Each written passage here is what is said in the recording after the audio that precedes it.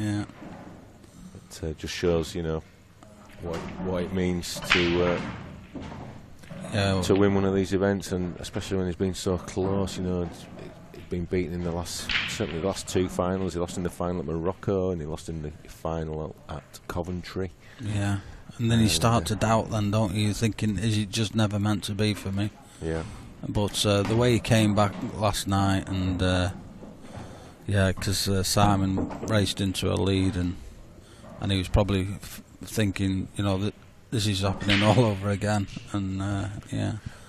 Well, it did, didn't it? He was 4-0 down against Clint in the semis, won 7 on the spin, and then he was 4-1 down against Simon, and did the same. Yeah. And did the same. I mean, it is incredible. It is incredible. I have the utmost respect for Ronan.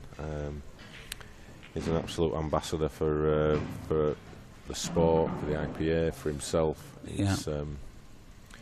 He must be the most travelled man in Poole, and he's you know, continually supported our events, and yeah, I can't really say anything more. Yeah. And just been presented an opportunity here by John. John missed his plant down the rail, so gave Ronan an open table. Just got to make sure he gets a good angle off. Yeah, he's unhappy with that because he wanted to be straight behind this, really. Yeah, he's going to struggle now to get good position. Might be able to follow it through with a bit of top left-hand side and leave himself a shot at least. If he can get himself over to the left-hand side of the table, but it's going to be difficult from here. Yeah, I think he can just drift it out, and the yellow on the left-hand side of the table will end up somewhere over there. Oh, that's a good shot. That's a really good shot from there. That's a good shot, yeah. Just had a little bit more room than probably what we thought, but judged it well.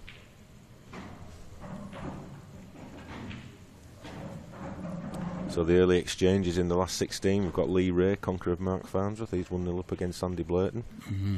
Cracking match, Neil Rayburn, Gareth Hibbert. That's just started out. Yeah. Gav Robinson, as you said, he was 5-1, now it's 5-2 against Ben Davis. Clint and Mark Pickworth, 1-all. Yeah, Mark had a good result in the last round. Yeah, he's a dogged character when he gets going. He's Mr. Secretary. Yeah. Craig Marsh, he's not messing about. He's 3-0 up against Jimmy Carney. And then Dan Davey and Zach Wilkinson are locked at 7-all in a decider. What table is that on? That's on 16. That's over this side, 16. Dan Davies at the table. I don't think we can get a camera on that one because I think that post is in the way. But keep you updated on that one. And Curtis Lee, he's playing well. He's 7-5 up against Simon Ward. He is playing well this weekend, Curtis. Yeah, played well on the stream. 12. So that's over in the corner. And Curtis is at the table. Can't quite see. But again, we'll keep you posted on them.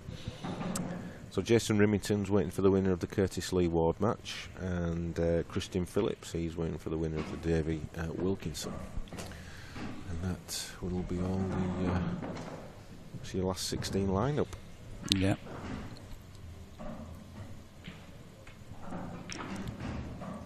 So, on reflection, how's the year been for you, Kev? Apart from busy. Well, playing wise, obviously it's what I expected, which was absolute garbage, and I really should pack in, to be honest. Save you the added stress. Yeah, the playing side unfortunately has gone. Yeah, it's been a challenging year, of course. You know, certain things that we've had to deal with and face up to, and you know, but we've done that, and you know, the introduction of the blue cloth at the start of the year, that was a huge change, and you know, you can only got to see what's happening, particularly around the UK in terms of you know, clubs and pubs getting the cloth fitted. So that's been a huge positive step. Yeah, and I'd just like to mention Silktown Snooker Centre in Macclesfield, who've just had their tables reclothed in the Excellent. Strachan 861. Yeah. What's the story behind that, Kev? The Strachan 861 and not the Simonis? Well, it was just a rebranding exercise, really, by Simonis. They bought Strachan, the company. Strachan's the cloth brand, but they bought the company who manufacture it. And they just felt it was more appropriate, particularly in the UK market, to rebrand it as Strachan. So so that's what it is. Yeah. So it's been Curtis Lee has just beaten Simon Ward. That's a great result. Great performance, Curtis Lee. And so the cloth has been a huge change, probably the biggest change ever. That the sport's had since it sort of came to this country in early 70s, was it? Mm. So that's been a real positive. So the numbers that we've had on the tour have been record numbers. Coventry, we had 240 in the draw. A couple of years ago, we could have only dreamed of that. So generally the numbers are really good. The events have been good, hotels have been good. You always get a few slight niggling troubles. Standard of play has been immense, and of course the streaming has just gone from strength to strength. So we just need to get on top of one or two things, particularly around the finances, and just make sure that we're paying people on time and all that sort of stuff, which we will, and we've explained to the players why that's happened this year, and it's something that we can deal with next year and will. So and we'll continue to develop. We've got a few new things in the pipeline for next year, and so that's going to be really positive. And obviously talking with Dave about that, and now we enhance the streaming even more. Yeah, I was just having a bit of a chat with him and just looking at some ways of maybe spicing it up a little bit, but everything comes at a cost and time as well. So yeah. Everything, as you say, everything comes at a cost. Unfortunately, Dave has got mortgages to pay and bills to pay, so he doesn't do it for free. Yeah. Eating as well. Well, that's the bonus at this weekend. It's just fish and chips every night, isn't it? Can't mention that. Jane might be listening. It's salad and salad and balsamic vinegar and nuts. Yeah. I think World Series. It's that's coming for some criticism, and rightly so in some areas. But the Cyprus one and Moroccan one more recently have been huge successes. Yeah, massive feedback from the Moroccan one especially. So lots of positives, and have you ever heard of pool players being mobbed by fans, especially English pool? I mean, you've heard it in Chinese 8-ball, but not in English pool. Yeah. And they literally mobbed it in Morocco. Yeah, they were treated like royalty. From the moment that they got off the plane, and there was a limo there turned up that had all IPA logos on the limo. It's unreal. Absolutely unreal. Yeah. It was. Just wish I was there. Wish I was there to see it. Yeah. So lots of positives and things to work on, and things to develop for next year. So. Always pushing it forward. Always looking to. Always trying. We don't pretend to get everything right, and we don't please everybody, and everyone's always got a view about the IPA, and that's fine. But one thing we won't stop doing is continuing to push the boundaries and trying to get this sport to where we think it should be. There'll be bumps along the way. It's just the nature of it, unfortunately. Yeah.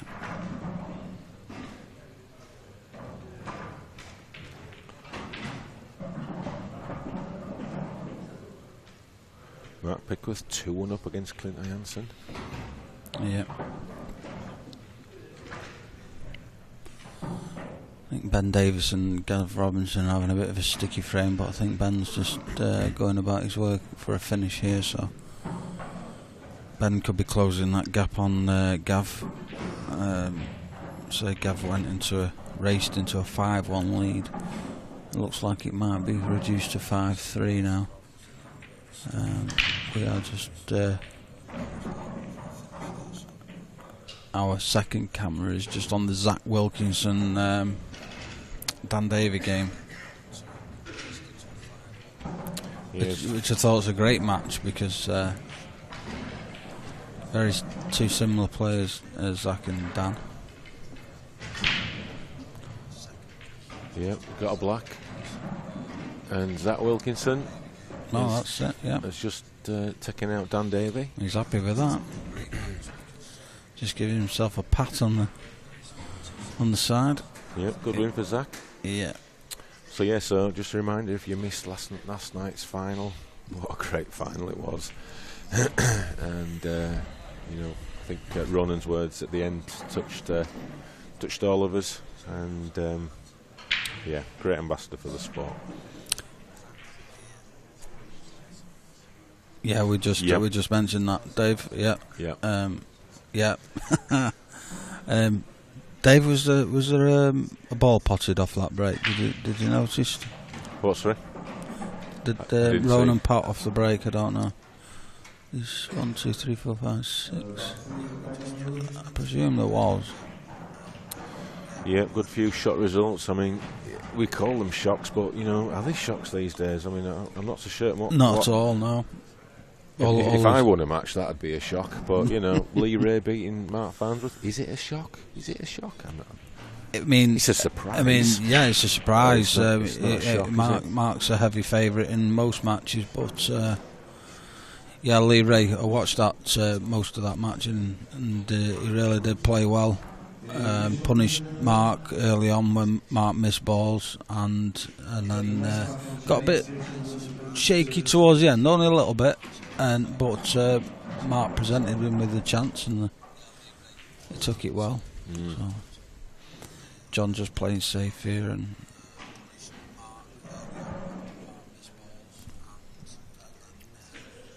oh right, yeah, sorry. yeah. Yep. Yeah, you're getting some feedback there. Just I had Andrew McKee talking at the side of me. I also had him with a 45-second delay on YouTube as well on the iPad. So. Just can't get enough. You do repeat yourself. Do you? So yeah, so great day yesterday, great day's pool, and more of the same today. You know, it's the last day of the tour. You know, we've been around the UK, haven't we? We've been around the world.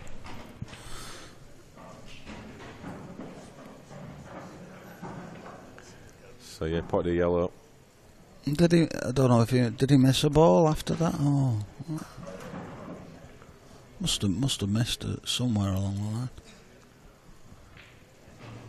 I'm going to put him down for a missed pot because I think he might have missed one.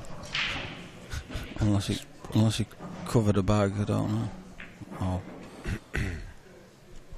I'll leave that for now. So yes, so for all the viewers out there, tell us what your highlight's been this year. We've had some amazing action. We started out in Cardiff, then we went to Bradford, then we went to St James's Park in Newcastle, and the Hilton at Coventry, and finally the last stop was here. So what's your highlights been this year? Let us know. Best match, what's the best match you've seen on the stream? Yeah, for me that last night was just, you know, it was the iceberg, wasn't it? You know, the tip. Ronan winning his open event, it was really good to see. You know, the emotion afterwards. Was it Boyle v Farnsworth at Cardiff? Was that? Oh, that was tasty. Yeah. Then there was Boyle versus Church. Well, that was probably one of the best displays in a final we've seen. Played some pretty flawless pool in that final. Look, Vinder Singh, he's watching in India. Yeah. How do we get the IPA to India, Linda? Yeah. Let us know. Yeah. I was chatting with a TV company broadcaster a year or so ago, maybe a little bit longer. So if you've got any contacts that we can use, let us know. We'd love to come to India. They'd love Blackball. They love it. They love a little bit of bish bash bosh, don't they, over there? Bit of 2020. Yeah. Yeah.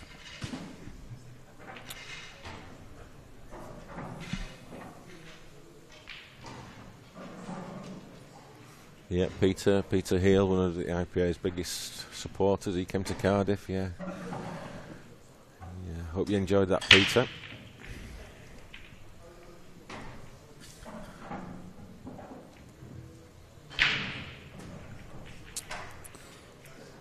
Yeah, we just mentioned that people in and around the area of these tour events.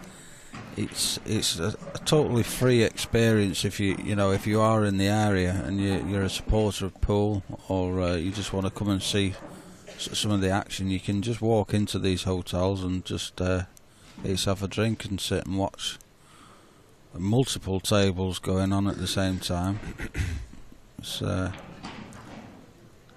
I mean, if you came in now, you'd probably want to be in about 5 different places with some of the matches that's on. Yeah, some great matches going on at the moment.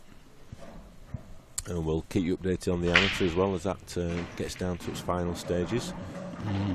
Farnsworth lost to Lee Ray 8-5. Yeah. So Ben Davis has eroded Gav Robinson's early lead there. Gav was 5-1 up, and now he's only 5-4. And Ben's at the table, so yeah, Ben's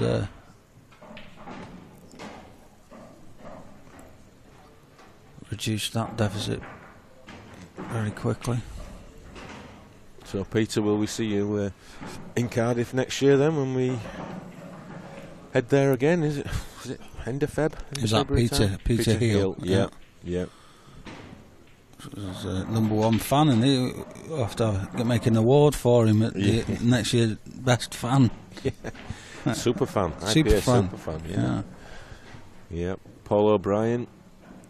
He's had a busy weekend, hasn't he? He was on the beer. He was waiting for 12 o'clock so he could open his beer. He had his charity do, and his missus wanted to watch X Factor. I feel like he banished it. You might have caused a marriage breakup there. On Peter, are you still married? Paul, are you still married? Let us know. Did you have to suffer X Factor, or did you manage to keep the pool on? Yeah.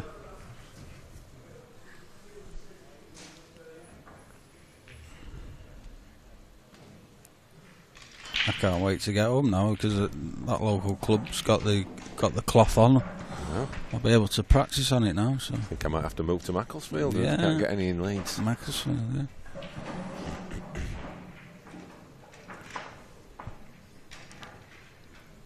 Place to be, Macclesfield. Yeah, Paul O'Brien saying the Farnsworth game yesterday against Jason Hill was one of the best performances he's ever seen. It was just perfect pull. It was unbelievable. I commentated on that game, and I did say it's probably the best performance I've ever seen on the stream, because if you looked at Jason's stats at the end of that match, it was all zeros. He hadn't done anything. He'd just literally been kept off the table. He'd had a dry break, he'd had a missed pot, and he'd done literally nothing wrong. And Mark was he absolutely wiped the floor with him, and then Mark went on in the next round and lost. So yeah, it's unbelievable. Yeah, that's great news. Look, Vinda, if you can do what you've put there and just send me an email and just put us in touch with the right people. We'd tell us, is there any pool in this type of pool in India? I know there's probably 9-ball and snooker, but have they seen the English style game, as we call it? I hate that phrase, but yeah. But yeah, let us know. Be brilliant. It'd be brilliant to go there. And an update from Paul O'Brien: he managed to keep the pool on his 48-inch TV, if I remember rightly. It's intact then. And Screen's still intact. Yeah, she was sent to the bedroom to watch X Factor. Yeah. Yeah, Oh, which is the right result. He's a man. Which is the right result. Yeah. Man. And he's texting this from the shed, apparently. Yeah. From his sister's house. Yeah. Yeah. Yeah, it's been a great year for me. First year as a pro. It's been tough. I won't say it hasn't, because every match you've got to bring your top game. Every match you don't get buys, you don't get walkovers in this arena. Should I have practiced more? Yeah, definitely, especially on these cloths, because they do play a little bit different to what we've been used to in the past. But overall, it's just been an amazing experience again. Do you feel it's because I know you've had some pretty good results? You've snuck under the radar a little bit. Yeah. Do you feel it's helped improve your game? Do you feel like you've Oh, moved another yeah, level? undoubtedly. Yeah. I mean, I've taken my game to another level. So lucky. I mean, this is for me the top level. If you can compete at this level, there's nothing higher than this. So yeah, I've competed, and that's what I set out to do this season. I've moved up the rankings a little bit more. I started off like the bottom end of the pro rankings, which was, how many have we got? 62, I think. 62, and I've probably ended up in the latter 30. So I've moved nearly halfway through the rankings, and yeah, and I'm really happy with that, considering I haven't got the practice that I wanted to. Yeah. And it's not so much because I do practice a lot on my own, Billy no mates, but it's the quality of practice as well. I have to travel to Stoke from Macclesfield, which is about 45 minutes away. I have to have a practice with Jimmy Croxton down there, or Gaz a bit sometimes in his man cave at the back of his house in Sandbach. So I do have to travel to get some match practice. So, but you've got your local now. So you're going to be.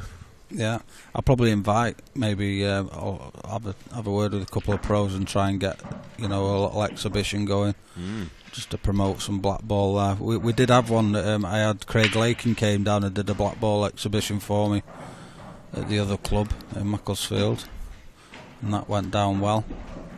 Showing people Blackball pool, because they're still playing that fudgy reels down there, I've heard about them, yeah. Gav Robinson, just an update. He's 5-all with Ben Davis. He was 5-1, but he's been pegged back. Craig Marsh is absolutely ripping through Jimmy Kearney, 7-1.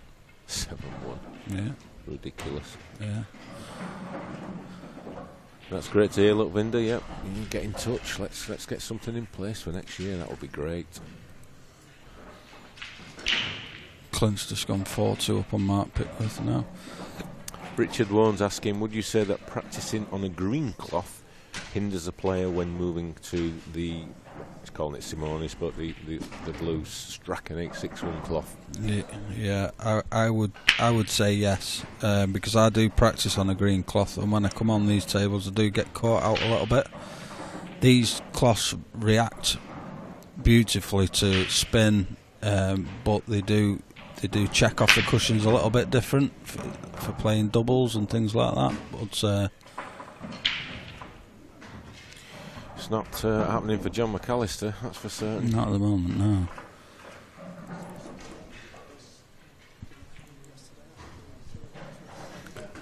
Yes, David's just reminding us that we thought we were going to be joined by the Chris Akabusi. Yeah, where's Chris? He just obviously wasn't up to the job. Unless it was a long lunch he was having with Sally Gunnell, and maybe they're still lunching. Yeah, maybe there's a few hurdles in the way. Ooh. Yeah. That's a good one. You've been thinking about that one all night. No, I haven't. Straight off the bat. Poof. Yeah. I'll have been. Are you there? Are you in Chatland there, Chris Akabusi? Yeah. He'll be too busy. He's being some Wow, posh he's restaurant. celeb, isn't he? With the Gunnelmeister. Yeah, Sally Gunnell. Good shot there by Ronan. Taking yellows. So they do have pool in India, but not this standard. And he's going to be in touch. So that's something to look forward to. My email is on the website, chairman@ipapool.com. If you want to get hold of me or anything, then. Do you think you can get your gear over there, Dave? Yep. Fair few suitcases. He'll need one of those Dreamliners to fit all this in. Won't he? Yeah.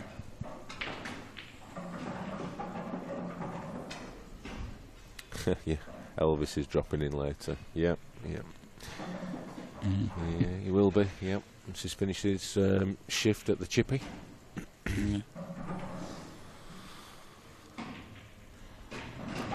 Yeah, Rob, all the tables have been sold now, I believe. It's Louis who looks after all that side of things. I don't really get involved with that too much. I do believe they've all been sold. Ready for the new ones that we will be having in time for the Worlds. Is there we've been using, the Supremes have been the table all over the country for a few years now. Is Supreme developing any more on the Supreme tables? Is there any new designs coming out? Or certainly one of the things I wanted to mention is, the pockets. There's always been that problem with the pockets with the bounce outs. Are they doing any development on that? Well, I think they did a few years ago on the bounce outs, didn't they? So you don't see as many bounce outs now. I think there was a problem at a point in time. I'm not aware of what they're doing, but I'm not close to Supreme as a company. We don't have any real direct involvement with them, really. We order tables, they provide them, and that's it, really. So. I'm sure they'll be developing new outers, new laminates and what have you. But for us, the stream table will be our design. We'll adapt it for what we need. This one this year, as you can see, is it's been wrapped in a special material, and the corners that you see there are all hydro dipped. What they do with alloy wheels. So it is an exclusive table that has been purchased by Fraser Herald. So all the boys in the North Wales area will get the chance to play on it. Yeah. And then we'll have a brand spanking new design table for the stream next year at the Worlds. That'll be brilliant.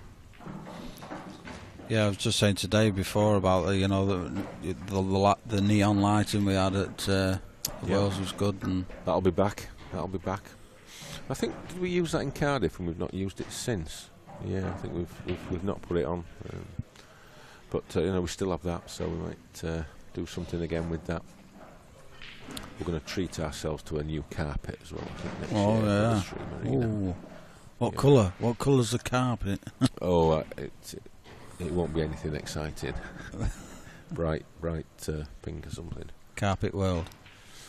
So yeah, maybe something a little bit darker, a little bit thicker, a little bit better, that's easy for us to... Yeah, you've just got to look at some colour combinations that go with the blue, haven't you, really? I think something like a nice bright colour will go well and make the blue stand out. Yeah, but I think it's probably a better, more neutral, darkish type to go with everything else. Yeah. Maybe a navy blue. Striking, yeah. Not striping. Yeah, no, any striping going on. Oh, what a horrible kicking that was. Yeah. Unlucky there from Ronan. Taking a 3-0 lead. We've got Gav Robinson's just stemmed the flow from Ben Davies. He's gone back in front 6-5. So he just needs 2 more. Craig Marsh has run out a comfortable 8-2 winner over Jimmy Carney. And as you can see, we've got 3-0 on this match. We've got Gareth Ibbott's 4-2 up on Neil Rayborn. Yeah, Gareth would like to finish the year a bit stronger because he's been waning a little bit in the last few events. Yeah, I think he's playing well. He's just not. Yeah, he's just so tough, isn't he? Yeah. Clint Ianson 5-2 up on Mark Pickworth. Come on, Pickers. Yeah, come on, the secretary. Right, I'll just give you a quick update from the amateur event. So that's just getting into the quarter-final stages. So last 16 matches, Gary Clark, he's trailing Mike Chappell 5-4. The winner of that plays Phil Parkin, who was 7-3 victory against Jason Watson. Craig Brown, he's one that's gone under the radar. He's cashed quite a few times this year. Craig Brown, he has beaten Sean Moore 7-2, and he plays the winner of Lee Morris and Del Redmond. He's another good player, Lee Morris. So is Del. He's been around a while as Del, so it's a good matchup. Rab Fee as well. I played Rab in the last event. Good player. Yeah. So Michael Rhodes, he's just beaten Dan Wiley 7-4. So Michael, who won the Coventry event, he's now just started off against John Chambers. Nice to see John having a good run. So they're playing their quarter-final now. Michael Rhodes 1-0 up at the moment. And then Rab Fee is 2-0 up against Simon Doyle. And the winner of that plays the winner of Jonathan Bushnell and Mark Fleming. Johnny Bushnell currently 6-3 up. Yeah, have we got any previous winners there? We're going to have a new name on the trophy. Or? Well, no, Michael Rhodes won the last amateur. Oh, that's event. right, yeah. But yeah, none of the others have. Phil Parkin, he lost in the final to Boyle, I think, in Bradford. Right, I think he got to a final. So Boyle did the double, but yeah, started the season really strongly, and that was his last victory. Yeah, and he's not been the unstoppable force that everybody thought he was going to be.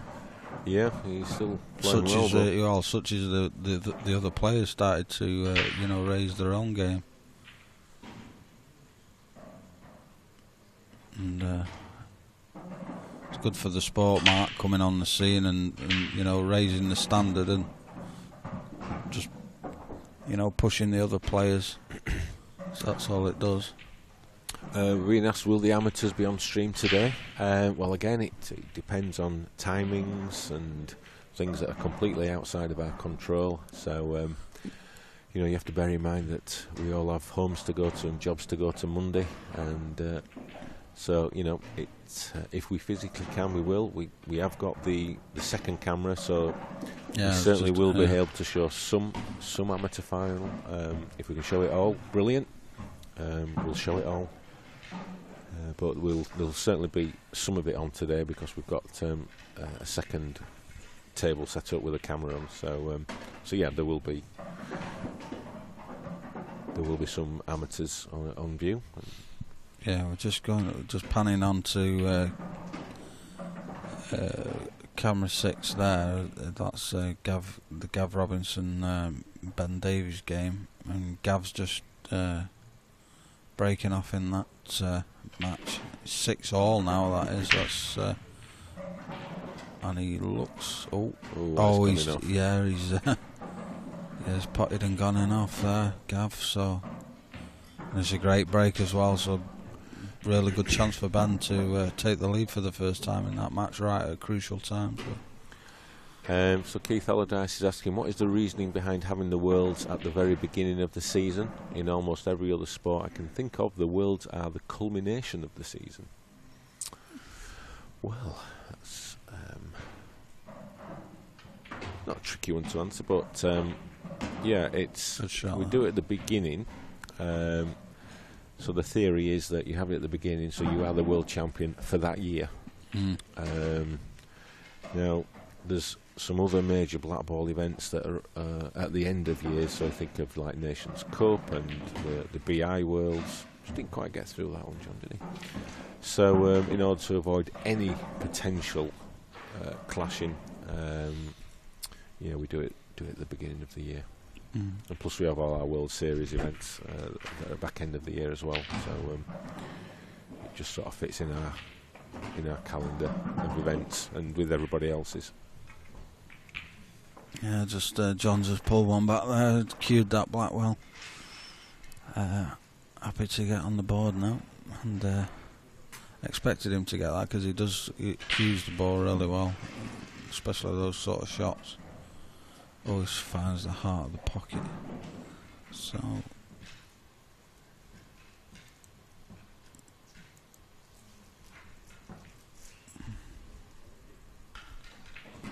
just showing the overhead camera there of John setting up with its what's the rack called again? Well, that's a rack right, but rack right. We might have a little announcement on the triangles for the next 2 seasons later on today. Right, okay.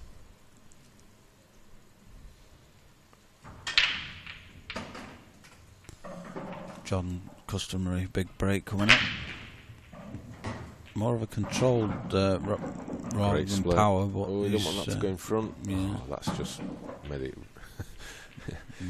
something that could have maybe been a little easier, and that red just come right in front of the yellow, and he can't play any sort of plant, I don't think, so he's got work to do now. You think he'd play this yellow into top left, bump the red onto the other yellow, just should be guaranteed some position on just pointing his cue. You think he'll be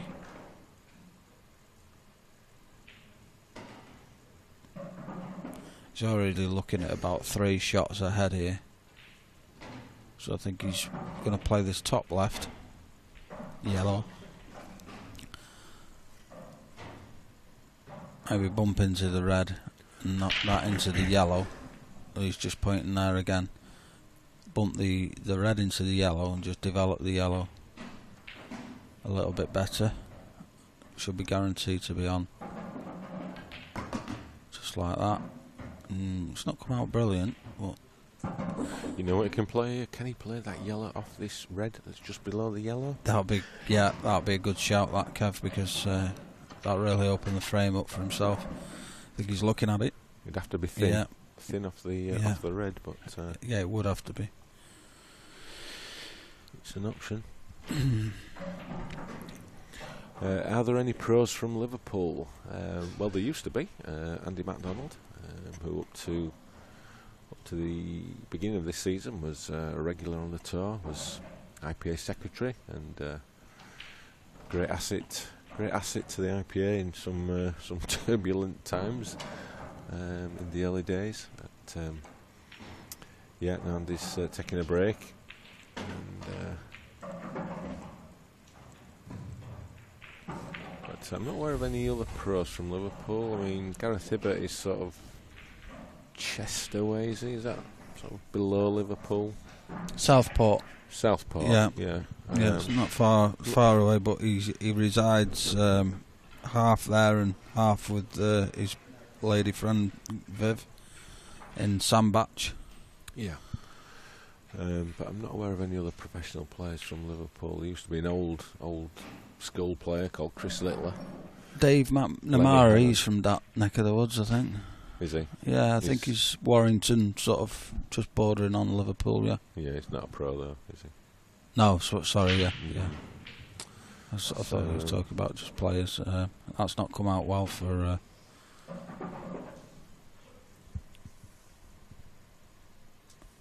Well, it's not too bad, actually.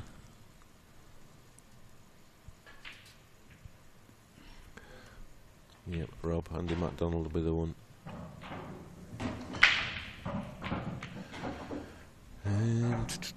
Can pool be as big as darts? Why not?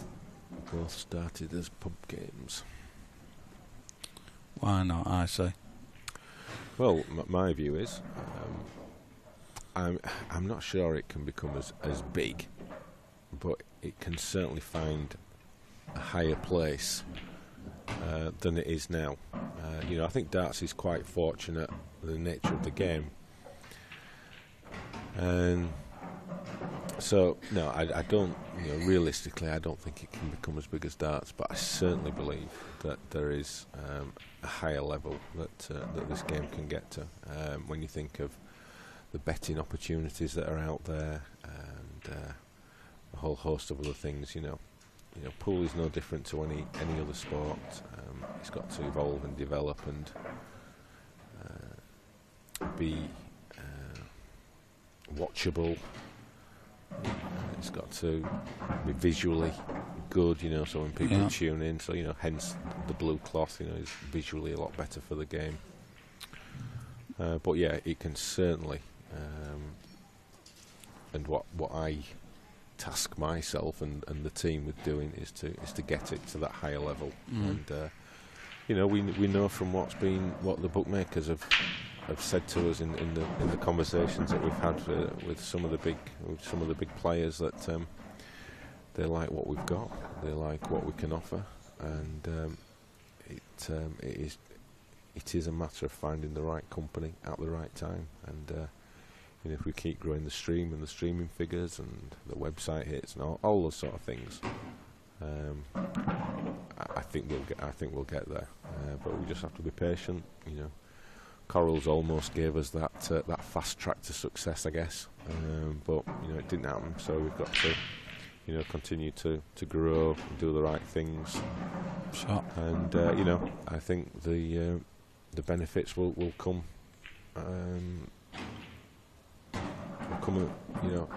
As a result. So we've certainly got a great product. Yeah. That can be entertaining. So don't get hung up about how you've seen pool done before, and don't really get hung up about what you see on the stream, because the final product to get it onto TV, I won't say it won't be nothing like this, but it would be certainly a lot different than it's probably ever been done before. That's our vision and that's our view. We're never going to portray it as small snooker. If we do get to where we want it to be, it will be more like the darts environment, atmosphere than snooker. But there's a journey to get there. Unfortunately, there is no quick fix. We're having more and more of the right type of conversations, and one day we'll get that lucky break that ultimately you need. So let's see what happens over the next few years, next couple of years. Am I right in saying, Kev, that pool players, the ratio of pool players to darts players in the country is something like 3-1? Oh, I think it's probably more. The last stats that I saw, that there was about 4 million regular pool players who play in the pubs and clubs around the UK. That feels a bit high to me, to be honest. But even if it's 2 to 3 million, I would say it's probably still more than. Yeah, I mean, how many of those are serious pool players? How many just a lot. Most of them are your casual players who play in the pub, universities, and all that sort of stuff. Yeah. That we all know what's happened to the pub game in the UK. It's been on a downward spiral for some time, but I think there's signs that the sort of number of pub closures, for example, is slowing down, and some of the major pub owners are actually now beginning to put pool tables back in rather than take them out. So whilst it'll never be like it was, there is a little bit of stability in there now. I reckon there's probably about 8,000 to 9,000 pool tables in the UK. Yeah. From some sort of work I did a year or so ago. So there's still a lot of players here, and the challenge for us is to reach out to those players and make them all aware of the IPA. But I think there's still a long way to go for us on that one.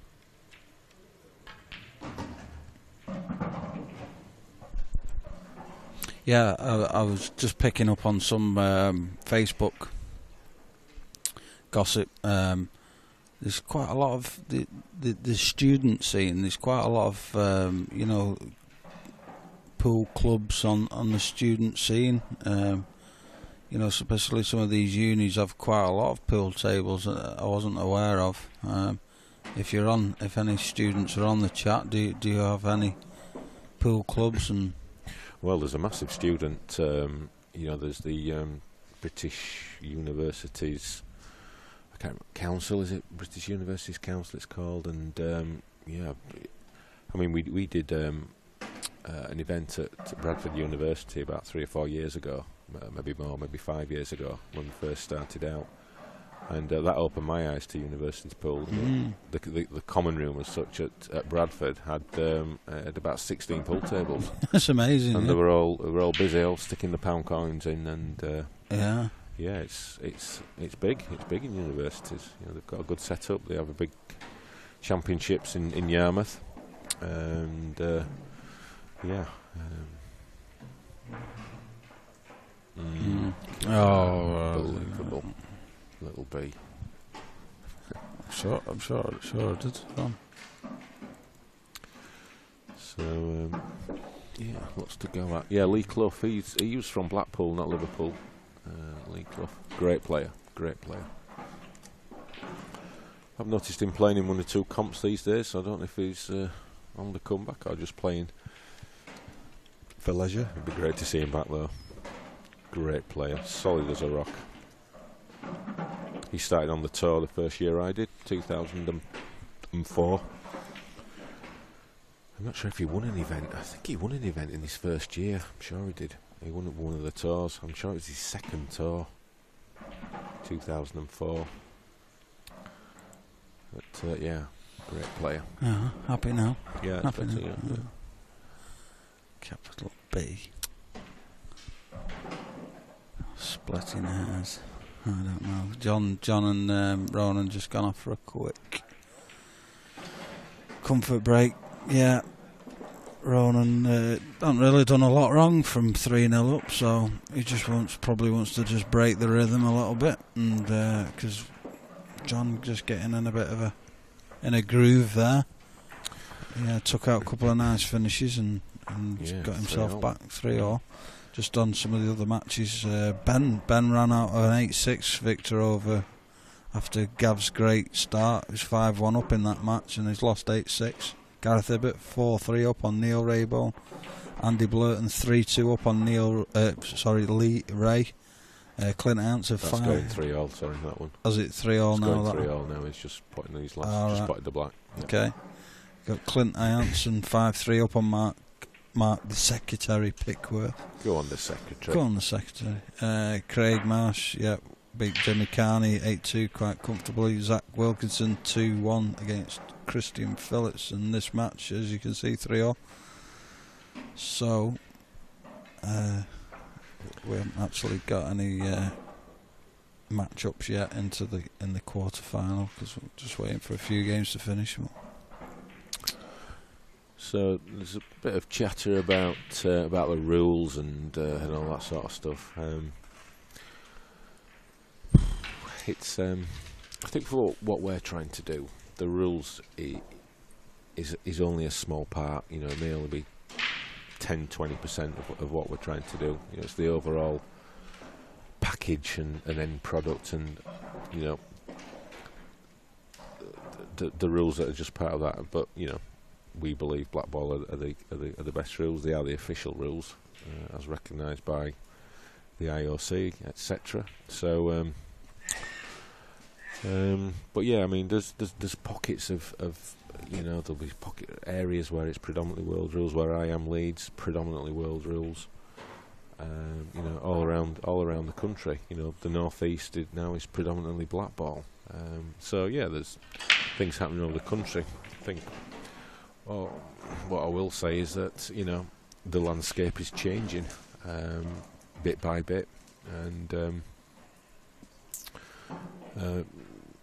but it'll be what it'll be. The players will play whatever rules they want to play, and you know, I know there's some areas that still play the old EPA rules. You know, don't put a ball for half an hour, and we'll just keep doing what we're doing, and if we do eventually get it to a bigger platform and TV plays a part of that, then you will see more and more people, I think, coming to Blackball to try them out or whatever. But don't get hung up about the rules. Just play what you want to play, and the rest will just take care of itself. Yep.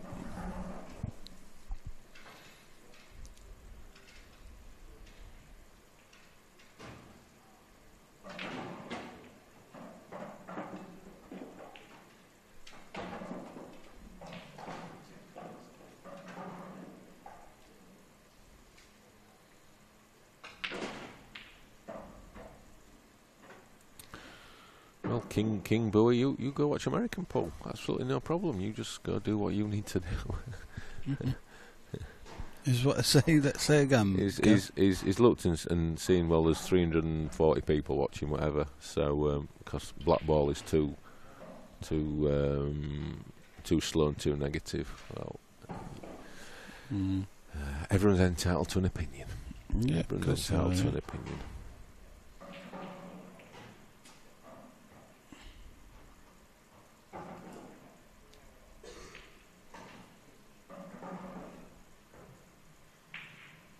Yeah, that's right, Rob. It's all about creating the product. You create the product, you create the investment. Ultimately, that will lead to greater exposure, bigger, better quality events, and then the players have got the choice of where they want to play, and they can either play in World Rules events or they can play in Blackball events.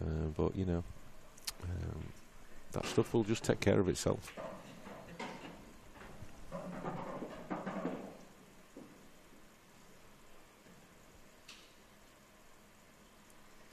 Yeah, Roger Watson just setting up a new Blackball league in Dewsbury. The club nearest to me, 147 in Pudsey. A few years ago it would have been pretty much all World Rules comps that the guys run there. But now it's a mixture of Blackball. So you can start to see more and more people wanting to play the rules, and that's great. Yeah, I think generally for pool for the future, just from what picked up locally, most of the youngsters coming through want to play Blackball. They like the attacking nature of it, and they. I mean, it's hard to prize children off their Xboxes nowadays.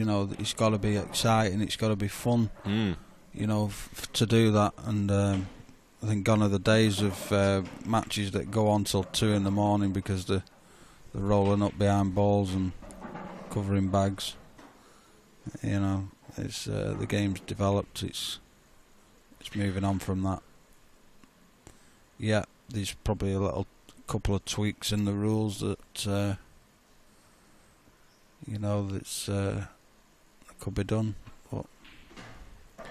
Yeah, and it's true. The American players, I've got the American style discipline players. I've got a higher profile and do have more events and cash. But we're only starting out. We've only been at it a while. We've not had any helping hands from the WPA or from Matchroom or Barry Earn. All that sort of stuff. We're having to do it the hard way. So the American style is ahead of us, but. Don't judge us on today. Yeah. Let's judge us in 5 years' time and see what we're saying.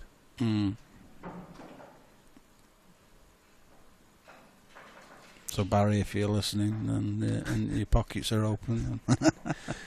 Yeah, but even if Barry was interested, we're not ready yet. We're not ready for that transition yet. We've got to grow the right way. Yeah. But I do believe, and everyone's got an opinion, that Blackball, if we get it right on TV, get the product right, will be a global sensation. We know it's played globally. Africa, Oceania, particularly Europe, we know about. We know there's Blackball tables in America now. Obviously not many; it's still small. But it probably never will take off in America. But it's all little steps forward. Yeah.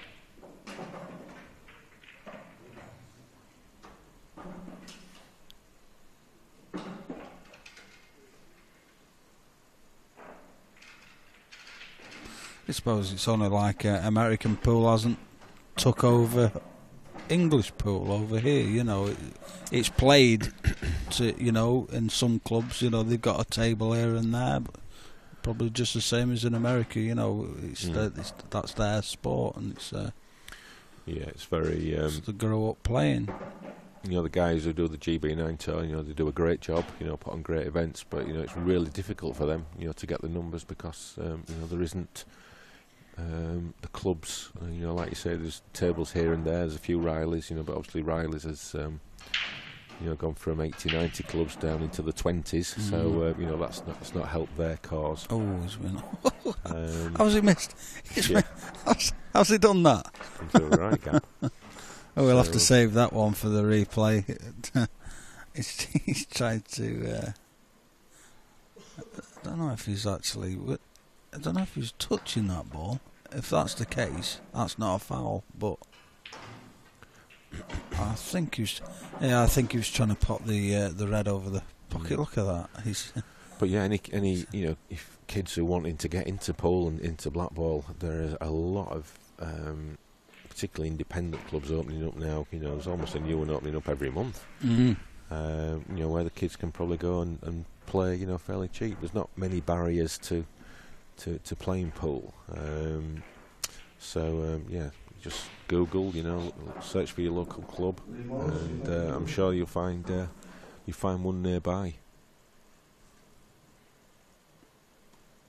We had at the it was the Cardiff tour, Bradford tour. We had an 8-year-old play. Yeah. And he was sensational. I've seen a young girl this weekend. Yeah. Charlie McDonough. Can't be that old. Yeah, she's young. I think she's 13, 14, something like that. Young girl. Yeah. Playing the trade. And we've got young Cian Monaghan. He's only a young lad. So Timmy Ripke said there will never be any money in pool. The game's too easy. Well, how is his football? You kick a ball and it goes in the net. I mean, it's what can be higher than that. I think it's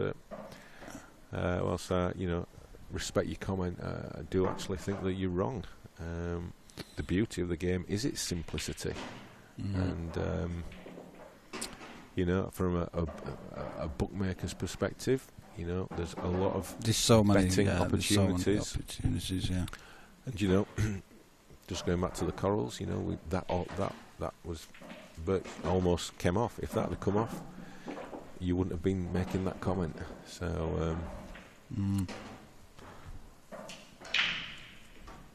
Because in my view, when pools had the chance in the past, it's just never been done right. They've tried to do it as small snooker, and there is a snooker already that exists. We don't need another version of it. Yeah, we've got to create our own product and our own identity. And like I say, there's a journey to get there, and we're on it. We're on the journey. Yeah.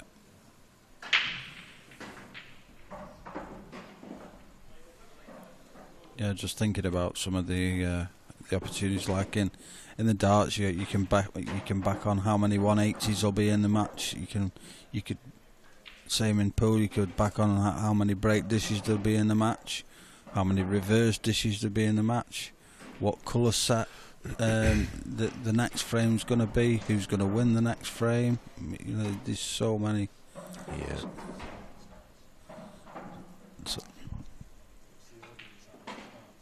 Absolutely, yeah. Look at just making the point that darts hasn't changed its rules. It's not doing anything. It's just about how it's been marketed. Exactly. And the audience that's the atmosphere that's created through the audiences. So if you break darts down, it's just a couple of blokes throwing arrows at the same target. Yeah. Leg after leg, but they've got great commentators, they've got the atmosphere of the audience, and all those little bits all contribute to making it watchable and enjoyable. So we've got to learn from those successful sports. And is that going to reach? Yeah, just about. It's not. It's not going to reach. Just pulled up. I can't believe it. It's a foul as well. Yeah. unforced error there from Rowan. Wow, didn't expect that. No. So yeah, it's there's no rocket science behind being successful. You've just got to create something that people want.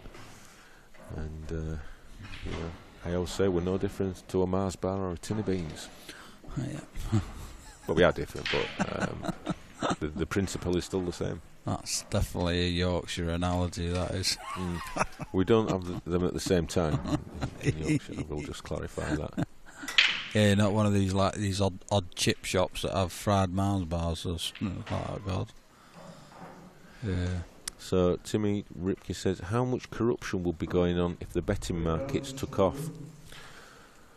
Well, you put things in place to stop that, but obviously it happens because we see other sports who catch people and deal with them accordingly. The bookmakers are well aware of what's going on. Yeah. And they put the necessary steps and governance in place to catch out the cheats. And, we would do exactly the same. I'll just give you a little insight into that. At the beginning of this weekend, on the Coral website, there was match betting on Coral's website for the first round matches of the Pro, and I can tell you that there was absolutely no skullduggery going on in those matches. Every single player plays to win on this tour, and they know what they're going to get if there's anything other than that.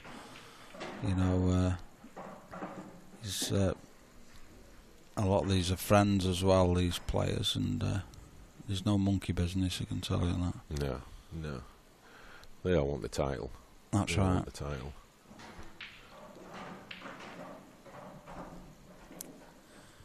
I mean, it's quite obvious to a bookmaker if somebody's not punting on a sport like pool, and then suddenly an influx of like thousands of pounds just suddenly comes in for one player, and then and then he chucks one. His opponent chucks one. You pretty much, it's easy to detect.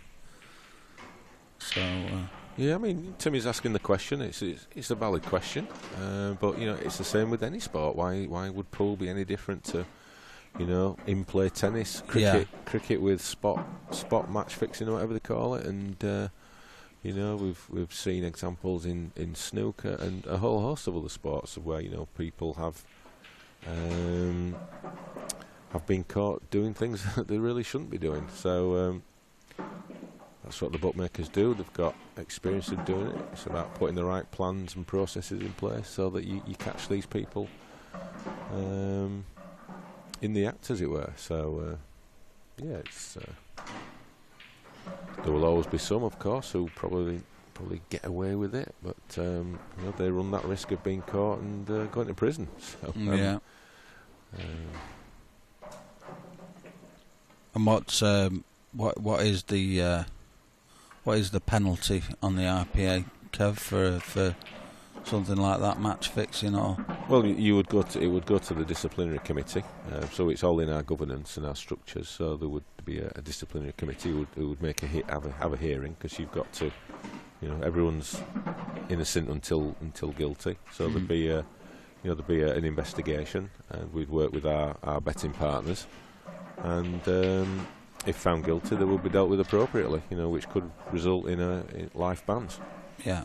So the everything is in place to deal with that. We have betting guidelines on the website. So yeah, I think it's about educating the players. If you educate the players what they can and what they can't do, and so that they understand the consequences of trying to earn a quick buck. I think I think that's a really important part to play. Yeah.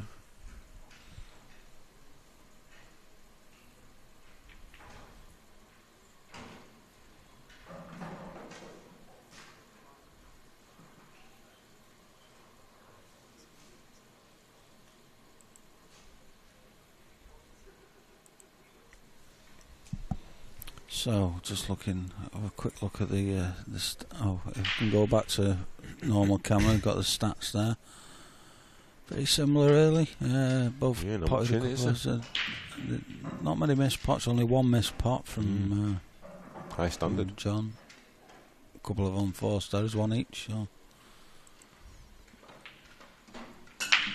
Where's that white? Whoa. Don't know, where's it gone? What have you done there? Sorry. My timing was well out there. I like to, put the stinger up just before the break, but... Yeah, not during. Yeah, so, if you didn't see that... So just going on to the Stephen Lee issue. So Stephen Lee was banned by World Snooker for however many years it was. Was it 10, 12 years? Can't remember exactly. Yeah. So he wanted to enter our World Championships, and he wasn't allowed because we're recognised by the WPA, the World Pool Association, and we come under the WCBS, so we're all in the same family, the World Confederation of World Confederation Billiards I can't remember what it stands for now. It's the WCBS. There's so many of them anyway. Yeah.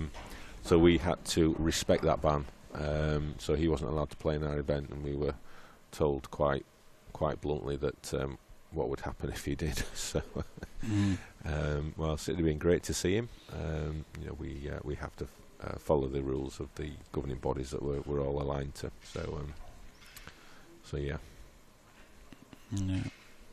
We've had a couple of pro snooker players as well. Earlier on in the year, we had Mark Allen. Was that at Bradford, Kev? What's that, sorry? Mark Allen, when he came? Mark Allen, he came, played in our event at Bradford, and was very complimentary about our event, our setup, and thoroughly enjoyed it. And it'd be great to see him again. And there's an interview on YouTube that we did with him, and it wasn't it wasn't pre-scripted, and Mark says it how it is, and he gave some really positive comments, and particularly about the setup and how level the tables are and all that sort of thing. So it was a credit to Louis and the team who look after the tables, Louis and Chris. It doesn't go unrecognised, the work and the effort that they put in to make sure these players are playing in the best conditions possible. Yeah, we had. I think we had. Was it Richie Burnett? Is that a snooker player from up Scotland way? He was at Erskine Bridge. Oh, it was. What was it? Richie Burnett? Jamie Burnett. Jamie Burnett. Sorry, Yeah, Richie's the darts player, I think. Richie. He is. And Stephen Maguire was there as well. That's right. Stephen Maguire was watching on. It'd be nice to see him play, but I think he was. He's not good enough. He was at the bar. Yeah, sampling a few. Yeah, but you never know. Next year he might tease them out. But it'd be good to see Mark Allen again. He enjoyed it, and he had a great match on the stream against Mr. Farnsworth. And if he'd had a bit more sort of pool knowledge and the white ball stuff, I think he could have. Interesting argument, because this was on my local pool forum not long ago about whether snooker players with the right practice would they dominate the game if they were to practice 8-ball pool. Well, I'm not so sure they will. I know they wouldn't fail to be a good player, but to be the top level. Some of these. Give us your thoughts on that on the chat. Whether you think if a snooker player put the practice in, do you think he'd make a? Well, it's like anything. It's how long it takes you to learn the patterns and the little nuances of of pool. Isn't it? The potting's going to be pretty easy for him, but it's that knowledge of the white ball, and that can take years in some instances to understand it. So we've got John now has just rattled off 5 frames on the bounce, and he's gone from 3-0 down to 5-3 up. So this match has turned on its head. I mean, it's going to be really difficult, I think, for Ronan to get himself back up after last night. Yeah. He went through a real journey in that final and afterwards. And, and that was accumulation of all year, wasn't it, Kev?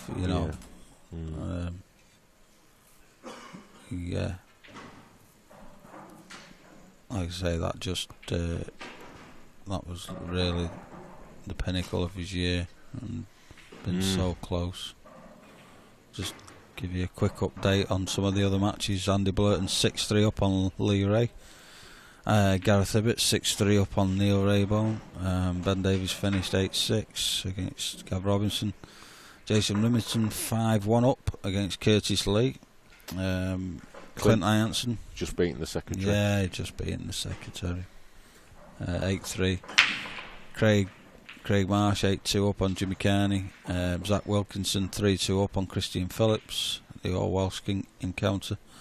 And as you can see, this match is 5-3 to John McAllister now. Have you got any of the amateur results? Yeah, we'll just pull them up now. So, where are we at now? We just refresh the screen.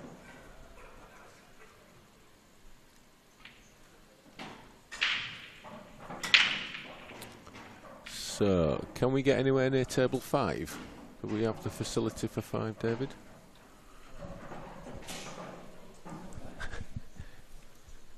So, on table 5, we've got Gary Clark and Mike Chappell in the amateur. They're locked at 6-all.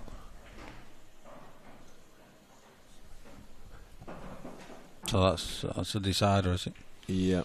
Yeah. I'm just seeing. So it's a bit of a tactical one, but we might try and keep our eye. So it's left on there, David. Yep, it's that. A bit more left. Oh no, that's the. Oh yeah, that's it. 5. That's 6. 5's just behind the. Oh, it's just behind the pillar, so we can't get to that one. We can't move the pillar, can we? We cut a section out.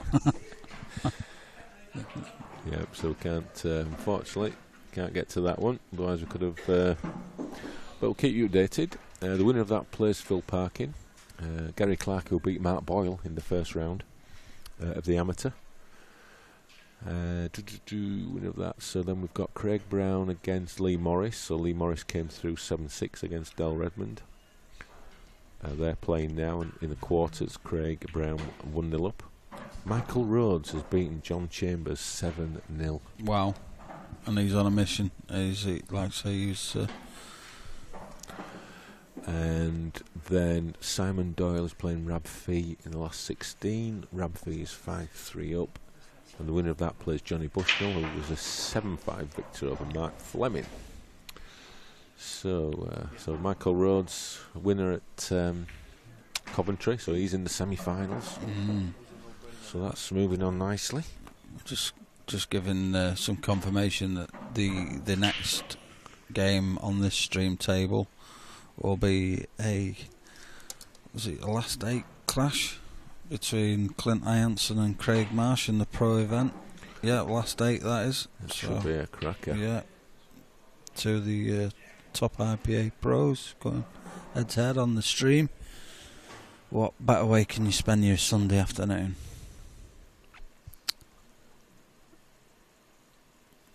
Get your roasties in the oven.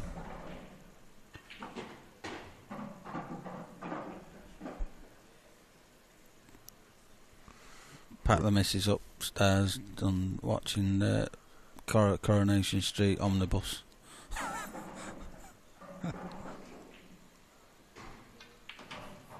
Or pack the husband up there if you're a lady player. So Stephen Mitz is saying the problem with 8-ball pool is the consistency. It seems to me that amongst the real top players, it tends to be lucky splits, etc., as to who wins. As standard is so high, no player really dominates. Well, isn't that a great thing rather than a problem?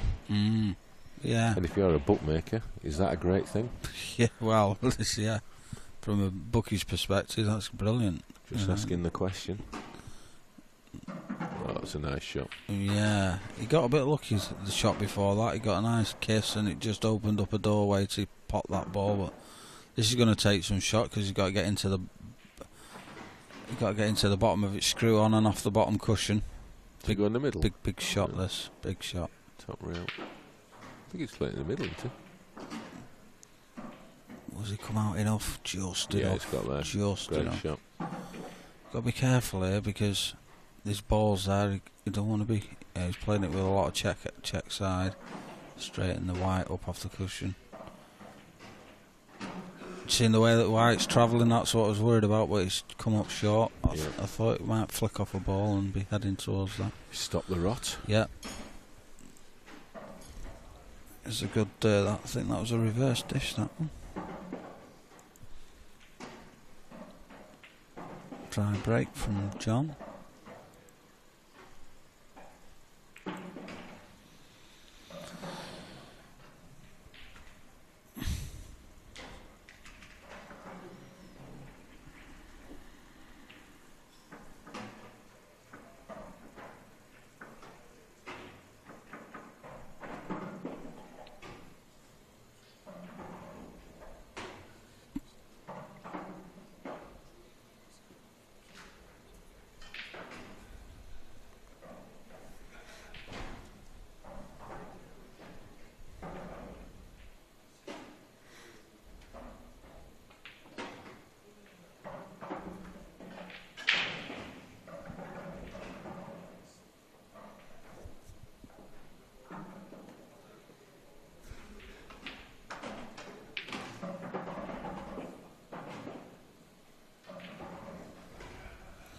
So Ronan to get frame 10 underway.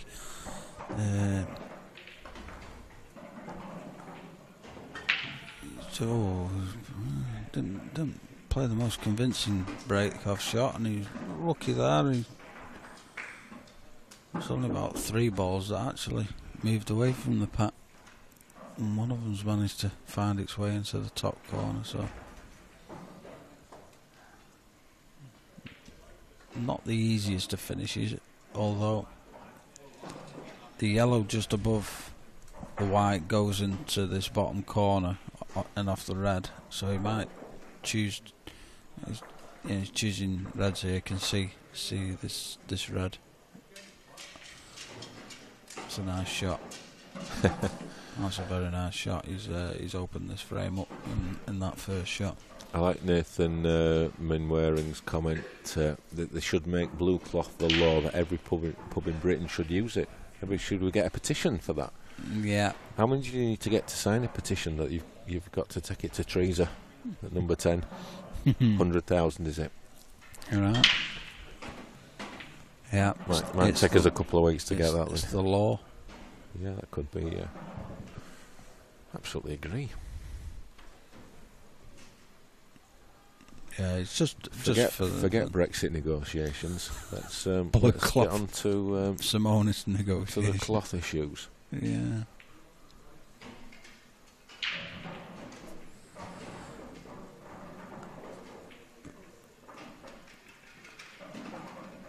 Well, that's going to stick. I agree. You know, from a visual perspective, it's definitely it's a lot better than the old. It just looks old now. If you go back to looking at the green cloth, it just looks dated. It looks 70s, 80s, doesn't it? You know, and this is just took it into the new, you know, into the thousands now. Just looks modern, crisp, fresh. Yeah. Everything that the sport needs to be. Big cut back here now from Ronan. Yeah. I think the white's gonna. No. Yeah, he tried to. He didn't want the white travelling too fast because he didn't want to end up at the top end of the table. So. Yeah. I bet his phone's been busy the last. 12 hours or so. Yeah. I wonder if that George Turney thinks he's still Ireland's the real number one. I don't know he is. Yeah, Cameron plays. I think you're right. You know, I know I'm biased, but you know, as a player, rather than with my chairman's hat on as a player, I think once you do play on the blue, you don't want to go back to the green. But time will tell. You know. Yeah. All I can say to anybody who's never played on it is just have a game on it and see what you think, because you will be converted. I assure you. If you play the game You know the mechanics of the game. It's a great cloth to play on. There's nothing you can't do on the table, you know, spin wise. And so just to update, in the amateur, the match between Gary Clark and Mike Chappell, it was 6-all. We've got a winner. hang on. It's Gary Clark. So he's now setting off in the quarter-final, playing Phil Parkin. All right. So yeah, that's down to the quarter-final stage.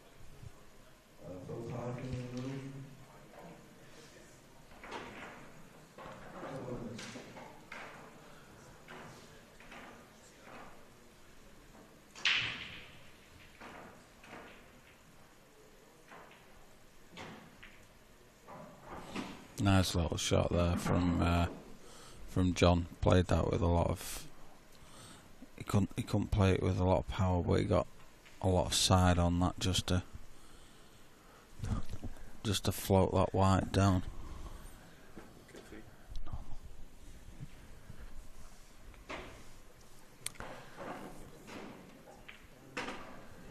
So as we start winding down for, well, not just yet, but you know, we pack everything away to next year. Let us know what your highlights have been this year. What would you like to see? What? Within reason, obviously. You know. Apart from me win a game, what would you like to see? Yeah.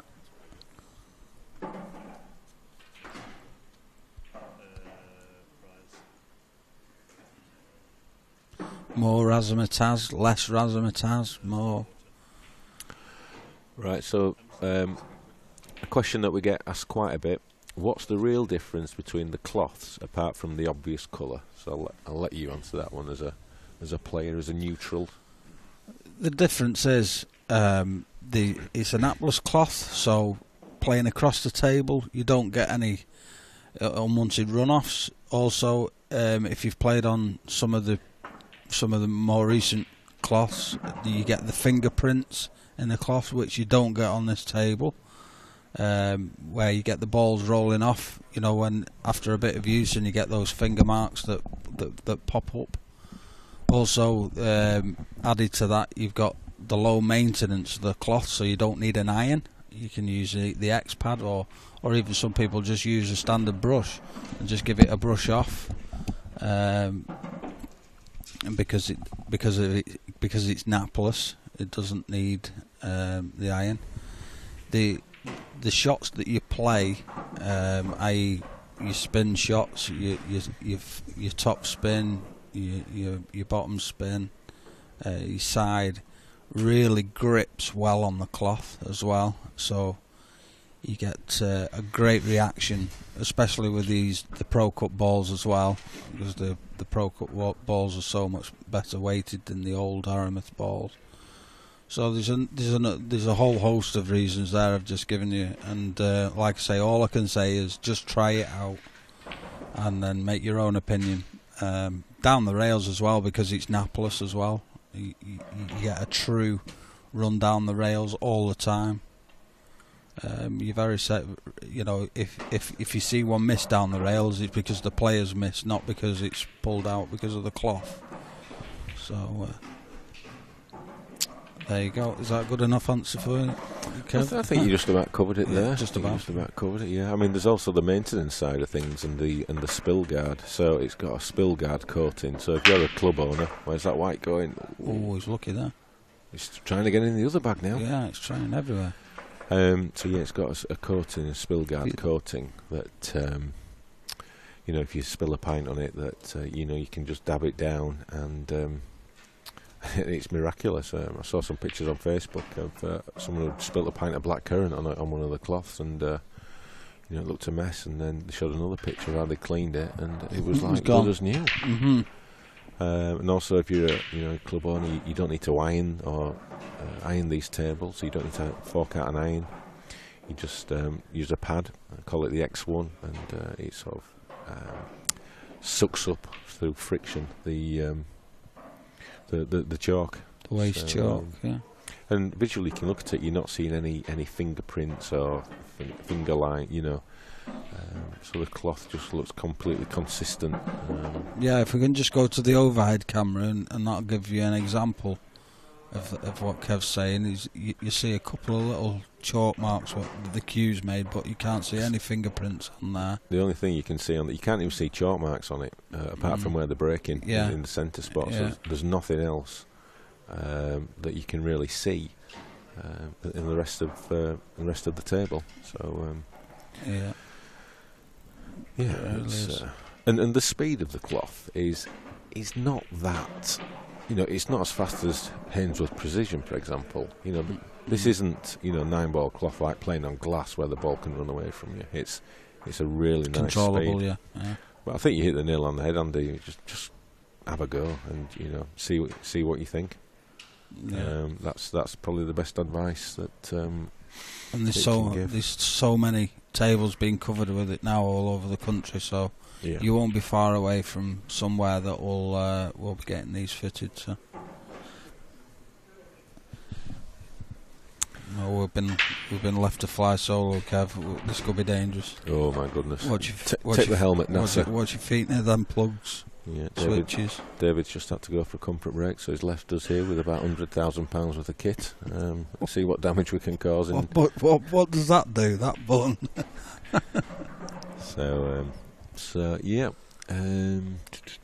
Speed gun.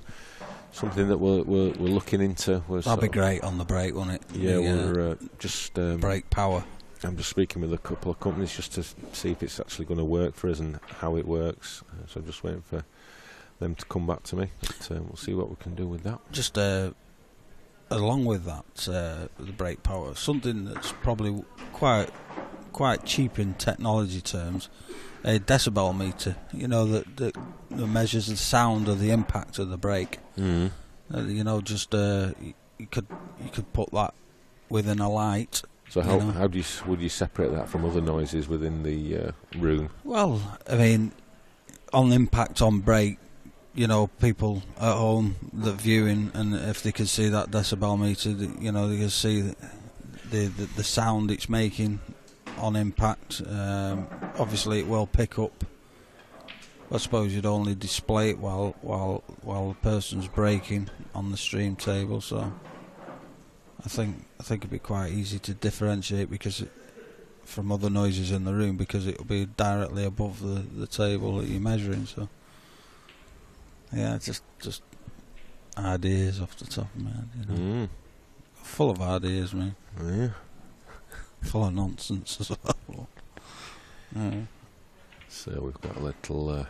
I'd love to see that though, the speed gun on the brake and the brake power, because it's a big talking point, isn't it? Yeah. Talking point. Yeah. We've all got opinions on people's brakes and who's got the fastest brake, and it will be interesting to put that to get some actual factual evidence behind it. So so we'll see what we can do on that one. But I don't see why it wouldn't work. But it's just fine. There's a few different things out there. When I've just done my googling, so it's just a matter of finding the right one that will fit our needs. So anyway, back to the match. I mean, we've not really covered the match much, but this is a huge frame in this match. John, he was 3-0 down. If you just tuned in, now he's 6-4 up. And, that's not. Oh, that's just.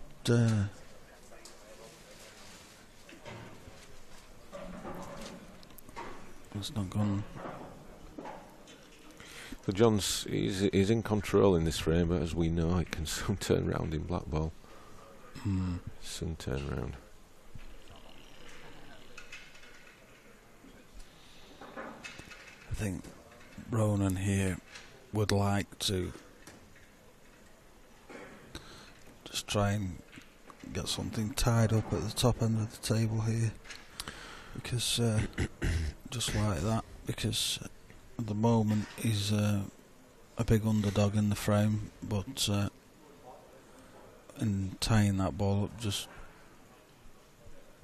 don't think John's going to be rushing into a finish at the moment. He's 6-4 up. He's got control of this bottom end of the table, so Just bide his time, try and get a better opportunity. So just to let everyone know, the next match on the stream is a pro quarter-final. It's a battle of the heavyweights.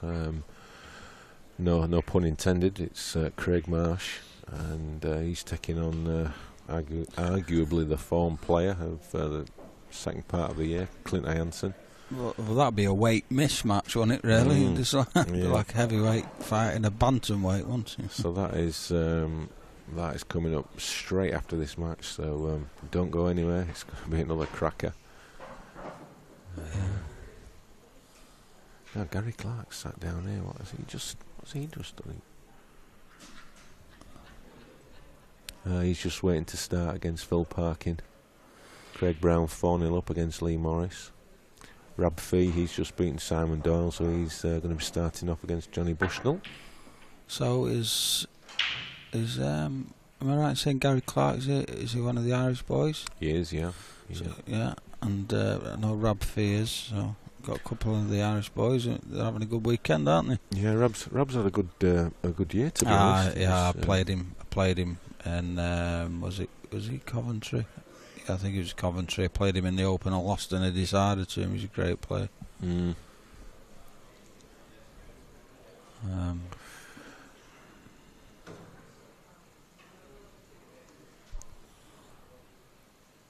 Yeah, the dust is starting to settle in the arena now, isn't it? And yep, people are heading home, and everyone will be thinking about the year, the event, and plans for next year. And some will be can't wait to get in, and counting down the days to the next tour. And some will say, well, no, it's not for me. And the new players will come in, and new pros will come in. And yeah. Some new faces, some new superstars that we unearth next year. When's our next event? So we're talking early February for the World Champs? Yeah, back end of Jan, early Feb, isn't it, for the Worlds. And then we've got quite a busy start. Then we have the 2 or 3 weeks after the Worlds, we have the first tour in Cardiff. Then in March, we head to Aberdeen. Oh yeah, a new one next year. And I think Bradford's May. Or is it June? Might be June. Coventry in August, and then back here again in October. Oh, we're back in the Heston Hyde, are we? Good. It's a good venue. It's got plenty of space. I think that this event, this hotel would work better as the first event of the year. When we can put more tables in, there'll be more people here. Okay, yeah. Because it's such a big room, we're almost underusing it. Yeah. So maybe that's something for 2019. Look at the order. Yeah, it doesn't actually. I mean, just having a look around, it doesn't look a great deal bigger, but it's certainly bigger than a lot bigger than the one. Well, the last one was at Coventry. I mean, we've it's almost 30% bigger than Coventry. But it's not always the size; it's the shape that can determine how many you can get in. I mean, we've got some massive gaps between these tables. We could easily reduce that without impacting on the quality of the event, and we could get another 10 in here. Yeah, I was going to say about another 10. Wouldn't be a problem. Wouldn't be a problem. We've given every table as much room as probably any event they've ever played in. The room round it, they've probably got 8-9 foot gaps spaces between the tables, which is normally you probably get 5 in a club, maybe 6 at a push. What he's thinking here now, John, because still got that problem area at the top. Yeah, he's looking to play skill. Yeah, this is the shot. He's looking to play this, and don't know if he wants to go straight into the red because he doesn't want a white to stick there. Well, I think he'll be able to take that yellow down the rail, the left of the 2. If he can hit that red full in the face, I think he can hit. I mean, is he thinking of a skill shot? He could be playing the skill, putting the one in the middle, and playing the skill shot. We all know how good John McAllister is at a skill shot. Yeah, remember that. It's probably one of the best skill shots we've ever seen. Yeah. Last year in Warwick in the semi of the Pro against Craig Marsh, right, pulled out an absolutely superb skill shot. And do you know what? I'd never put money on John McAllister in an event, but because he was pretty much a form player at the time, I had a few quid on him in that one. And that was the one where he played the cocked hat as well in the final, wasn't he? Yeah. Remember? He's going for the skill. He's going for the skill here. Great shot. Lovely shot. Great Just shot. Kicked it out. He's going to be happy with that. Do you go middle first here now? I think he's going to take the rail. I think that's a tough shot, really. It's missable. Problem is, if he takes the one in the middle, he's got to bring the white down to get perfect position, so he can get back up for this one. I think he's going to fancy taking this. I think he's going to go middle, back up for that one, and then come inside it with some side and back down for the black. But I don't know. Yeah, he's going for the middle, just because the other one's missable. I think his percentage of this one, and now he can go back up. Yeah, he's played that well, and he can play with it will be right hand side. And come inside 2 cushions for the black. Just looking at where he wants to leave his white. Don't want to be straight. If you missed last night's action, it's on our YouTube page. Make sure you watch that. You don't want to miss that. You don't want to miss the interview at the end. I'll say no more than that. But you need to watch it. So Tommy D, he's wanting the tour details for the tour next year. Well, if you go onto the website and you click on any of the, you'll see plenty of links to it. IPApool.com, and get yourself signed up. It's first come, first served, and it will fill up quick. I can tell you that. And you know. You might be on the stream playing some of these big names.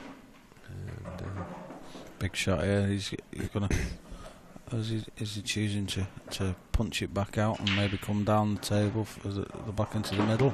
Ooh. What a shot! Right, yeah, that's what a lovely shot! Yeah, I couldn't have played that any better. Really, that is knowledge of the white ball there, and having the confidence to play that. Great shot. I thought. He was forced into that because he didn't have much angle. If he had a bit more angle, he could have just run it through with some side. But yeah, that was a great shot that there from. So yeah, Tommy D, get your deposit in, and then just relax over Christmas, knowing that your place is secure. That goes for anyone. Get your deposit in. Don't miss out. Treat yourself. Treat yourself, yeah. Put it on your Christmas list. Put it on Santa. You can come and sit in a com box with Andrew McKee. Yeah, you'd love that. You'd just love it. So, are there more events planned for next year? I can't really comment on that at this stage. We're always looking. Yeah, we're always looking to do things. So. I think we could crowbar another couple then. I really do. Yeah, we're looking at a few. Certainly one very different thing that would be unique. Yeah, so we're always looking to do things. So it's just a matter of keeping in tune with the IPA developments on the website and the Facebook page, and yeah, let's see what happens.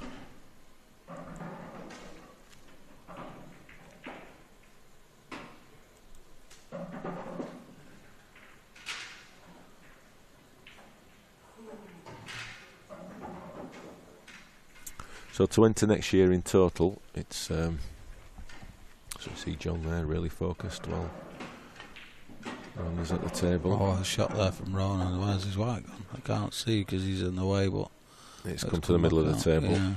Oh, he's okay there. Just about. Good shot. So who broke in this one, Dave? Did you see? No. I think Ronan just broke into. Did he? So yeah, to enter it's 480 in total, but you don't pay it all in one go. The deposit is just 150, so that secures your place, and then the payments are staggered. Then after that you just have to pay your hotel. So that's just as and when the events come along. So it is spread out, and get be a part of the family. And I'm pretty sure if you if any of your local businesses want to promote their business, it's a good advertising opportunity if you wear the logo, and there's no telling you won't get some sponsorship to help you out with your fees. I know if you see a lot of these, I mean, just for example, Ronan's one of the top players, but he's got Tyrone Hughes there on his back, and that's one of his main sponsors. And most of these players have got some sort of sponsorship deals.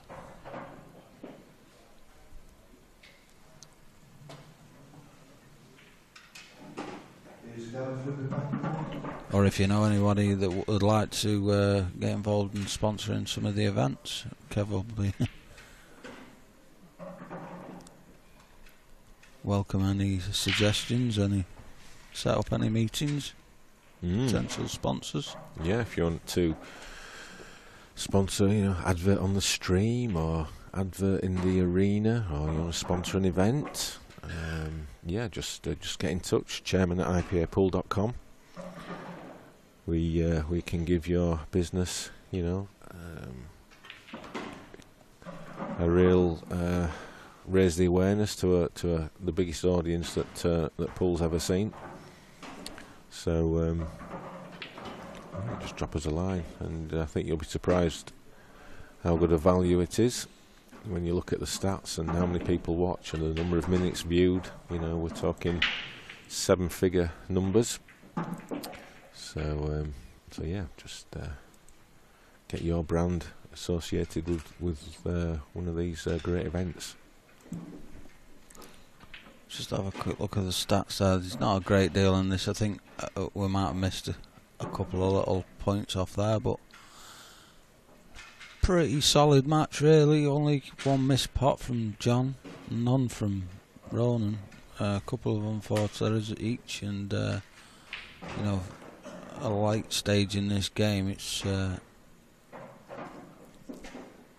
pretty good standard, even though it's been quite steady. And the next match on table 18, Andy Burton, Gareth. Referee table 16, please. So a big break there again from John. He's just praying for a ball. He's got one. Just got one.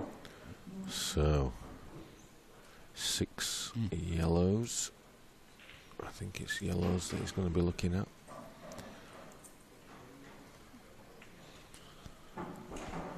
One tricky one to take a place in the quarterfinals. Yeah, and who will he meet in the quarters? Let's just have a look. He will face Tom McCallum, 56, the winner of match 55, so he'll play the winner, or the winner of this match will play the winner of Zach Wilkinson and Christian Phillips. I say the winner of this match because this isn't over yet, especially after that little wobble. And just all of the bag there. This he's got one on the rail line that needs negotiating, so far from over this.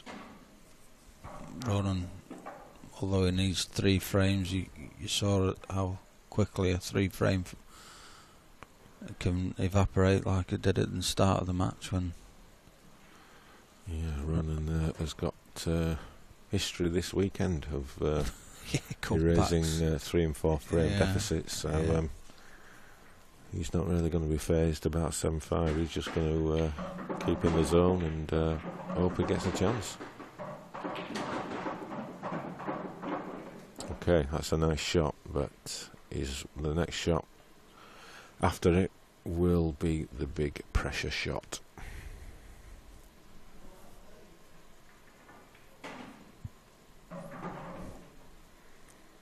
That's going to be a test of cueing. He knows what's at stake.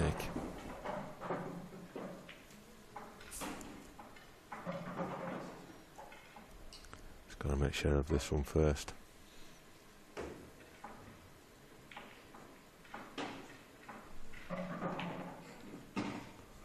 Yeah, that was his difficult ball, and he'll always back himself in this situation now, John, because he really does cue these straight balls so well. He's probably one of the best cueists in this situation. You know, you can talk about your Craig Marshes and your Ben Davies, you know, the way they cue the ball, but John off the rail like this, he just really does. He's got a great bridge hand, and you'll see. Look at that, straight in the heart of the pocket. That could be the shot that seals his spot in the quarterfinals. I think if it is the final nail in the coffin for Ronan, I think after what he went through last night, you know, he's performed admirably in this match, because he must have been running on empty. His emotions have been all over the place. So he's running this through for the yellow into the corner bag. He's had to run a little bit more. I think he'd have loved another 2 inches there.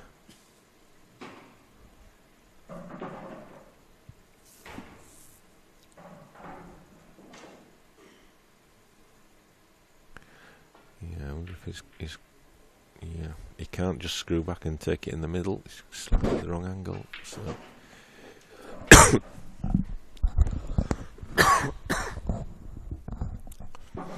sorry about that. So he's going to have to either just stop it dead and take the black in the bottom right corner, or just punch the white across and take the black into the bottom left corner. If he's feeling ultra confident, he can punch it and aim for this red that's just on this, below the centre bag, for the black into the bottom left centre, but it's absolutely perfect. He's just got to roll this black in, and he's in the quarters. Just preparing himself. Yeah, I think we'll get John in the com box, because we spoke to most of the pros this weekend when they've been on the stream table.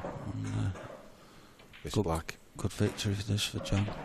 Yeah, there it goes, great victory. Good finish and a break dish there to seal the match. So. Well played, John McAllister. Yeah, very well played against our Open winner, Ronan McCarthy. Looked like he was going to get it his own way at the start of the match, but John stuck in there and played some good pool to get himself back in the match, and then yeah, very solid performance there from John. And we'll just grab him in the commentary box just to have a quick word before. Just drag that chair. Yeah, and then we'll get underway with our next match on the stream table, which is the last 8 clash between Clint Hansen and Craig Marsh, which I'm sure a few pool fans will be looking forward to. Yep. Yeah, we'll look at the skill shot that John did while waiting.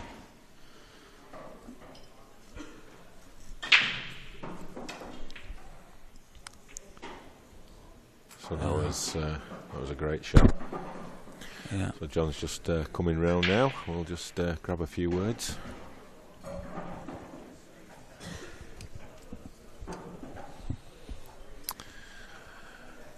Well done, John. Is it not quite on yet? He's on now, I think. We are. You turned on, John. Rewind. Well, well played, John. You must be pleased with that performance. Yeah, definitely. Had a bit of a slow start. First couple of frames, not big chances, but few half chances, and against Ronan you need to take them really. So once you just go 3-0 down, I thought it's going to be a bit of a tough ask, but it's sort of swung a little bit, to be honest. Yeah, you came back and do you take the next 5? I think so, yeah, 5-3. Yeah. Yeah, I think it was the 5. A couple of dishes in there. A couple of unusual errors from Ronan, to be honest. Let me back in a couple of times. So, but yeah, obviously you need that a little bit against Ronan. And I noticed just when it went 3 each, did he call the toilet break or did you call it? I just said I was going to the toilet. Oh, right, okay. I thought he did it to try and break your rhythm because you came back into the match and. Yeah, well, I called to go to the toilet because I think it made it 3-3, just to wash my face, my hands and that. Right, and okay. yeah, when I come back, he weren't here. But I was quite hungry. Obviously, you probably seen me eating a little bit. I needed a bit of food because, yeah. So it didn't matter, to be honest, when he was out of the room. It sort of helped me get back in a little bit as well. So. Yeah. Do you think? I know you just mentioned that a couple of unexpected errors from Ronan. Do you think last night, maybe took a lot out of him? Certainly emotionally. I don't know if you saw everything. That I went didn't on, see it last night. I looked at the results this morning. But yeah, it's always hard coming back if you come and win the Open, to keep that focus and level of concentration for the next day. I don't know, did he get a buy in the last round as well? So yeah, did he play Jules? Did you see Jules couldn't make it? Yeah, so obviously he's going on a bit rusty as well from last night as well. Did you see the interview afterwards? Oh, I haven't seen it yet. Right. I've seen a few comments about it. Yeah. Well, it's. I think if you see it, then you'll know the questions that I'm asking because a lot came out. From that interview. I did see a bit of that. With a few comments in that. Yeah, I mean, an incredible performance and credit to the sport. He must be the most travelled man in pole run in every respect. Yeah, we can just confirm that you've booked yourself in a quarter-final game against Zach Wilkinson. So, do you know much about Zach's game? Not really, to be honest. I think it'll be the first time we've played. Yeah. So yeah, it's a new challenge, but obviously he's obviously playing well if he's in the quarters. So yeah, just got to take it one game at a time, really. So overall, your season, you had your breakthrough victory in Warwick last year. Yeah. An amazing performance and rightly recognised at the awards.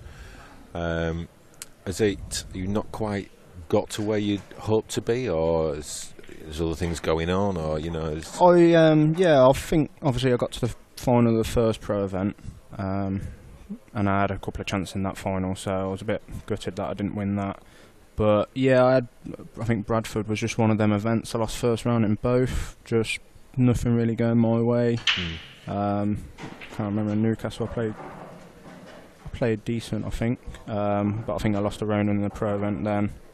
And the last event I think I lost to Simon and Gareth from being quite far in front and then not done nothing wrong.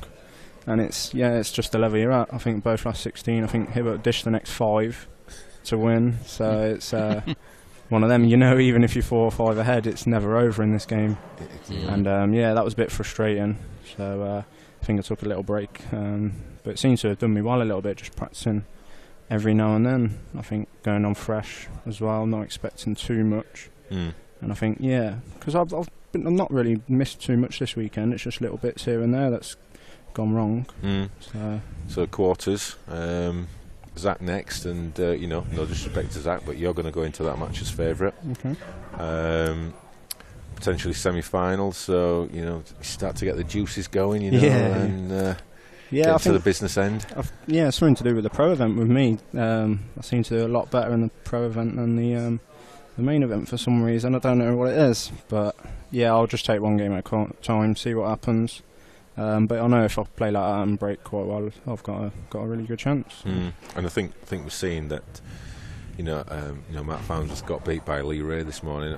We're not even sure if these are shocks anymore now. It's just more a surprise rather than a shock, because the strength in depth is definitely ridiculous, isn't it? Yeah, it's anyone could beat anyone on the day, to be honest. I think I don't know whether Max just took a bit of time out. I think he's got his new club, so I don't know whether that's stopping him from practicing or what. So a little bit rusty, but you still got to play top quality pool to beat him, haven't you? Just like the rest of them as well. Yeah, Lee did play well. So I'd seen a couple of bits when I was sitting down, and I thought he was up, but yeah, I was just trying to concentrate on my own game against Lyon and make sure I got over the line. So. Right, John. Well, thanks for your time. I know you've got another match to come through thick and fast on a Sunday. There's not much time for not much downtime. No. So good luck in your quarter against Zach, and maybe we might be chatting again, and hopefully get Hopefully so. Yes. a victory interview. yeah, and thanks for supporting the IPA over the last few years, and Not a problem. long may it continue. Yes, definitely. Thanks very much. All right, John. Speak to you later. Cheers, mate. Well done. So right, Andy Blurton. We're just going over to the Andy Blurton Gareth Hibbert match, and you may have seen that Andy Blurton just missed a long black, and he's let Gareth in, and that's the last thing you want to do. So we'll just watch this game whilst we wait for our next two contestants, our gladiators, who we'll have in a second. It's the first frame, that I think. So Gareth takes the first frame.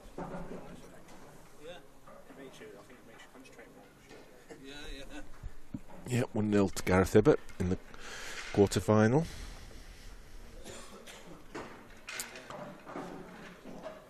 So our gladiators are entering the arena. Our first one, Craig Marsh, current IPA world champion, and he's going to be up against one of the form players of the year, class act, Clint Ianson. Victorious at the last two tours in Newcastle, in the Open, and in Coventry. He won the pro event, I think. So he's in fine form. So should be an absolute humdinger, this one. Humdinger. So I think I'm going to just leave you for a while. We'll get some proper expertise in the box.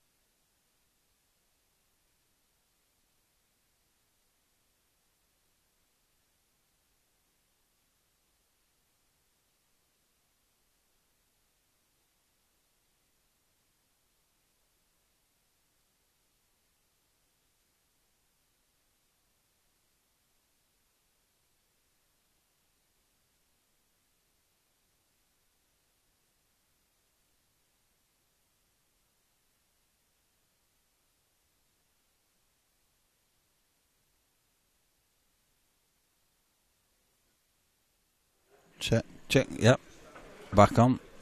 So I'm not going to be with you for the full match. You're probably glad to know. I'm just going to take you through the start of this match between Craig Marsh and Clint Ianson before we crowbar somebody else into the com box. Craig won the break, huge break as usual. Just didn't mess about with that one. Just give it a good old-fashioned heave-ho, and it's made a ball.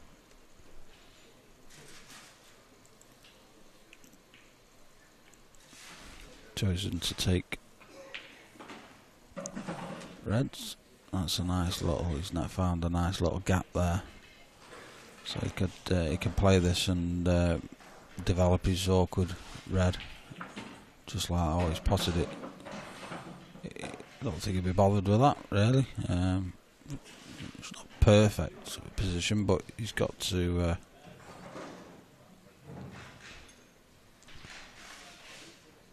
just got to mind, he doesn't... If he plays the one he's nearest to now, he just wants to be careful he doesn't nudge the yellow in the way of the other red. So, might take the other one. Yeah, he has done. Oh, it's caught it too thin. So, have to go down as a miss pot. But yeah, he just caught it thin, and it didn't make it into the pocket. So, good shot there from Clint. Good opener. Haven't seen much of Clint on the stream this weekend, not as much as we normally see him. But he's been going about his work. He had a great run in the Open, only to fall at the semi-finals, but he had some great results. He was absolutely flying yesterday, so they'll be trying to make amends with an even better run in this event. So just give you a rundown of the other quarter-finals. Gareth Hibbert versus Andy Blurton. Gareth's just gone 1-0 up in that game, and these are all just started. Ben Davies just started against Jason Remington, 0-0 at the moment. And the other one to this one that we're watching now is Zach Wilkinson, and who we've just spoken to, John McAllister. I'll probably be starting in a couple of minutes. Let John just have a quick breather. He's just had a long game on here, so I think Clint can just get through to this yellow. Yeah, and I think he'd like to have been a little bit more straight on this.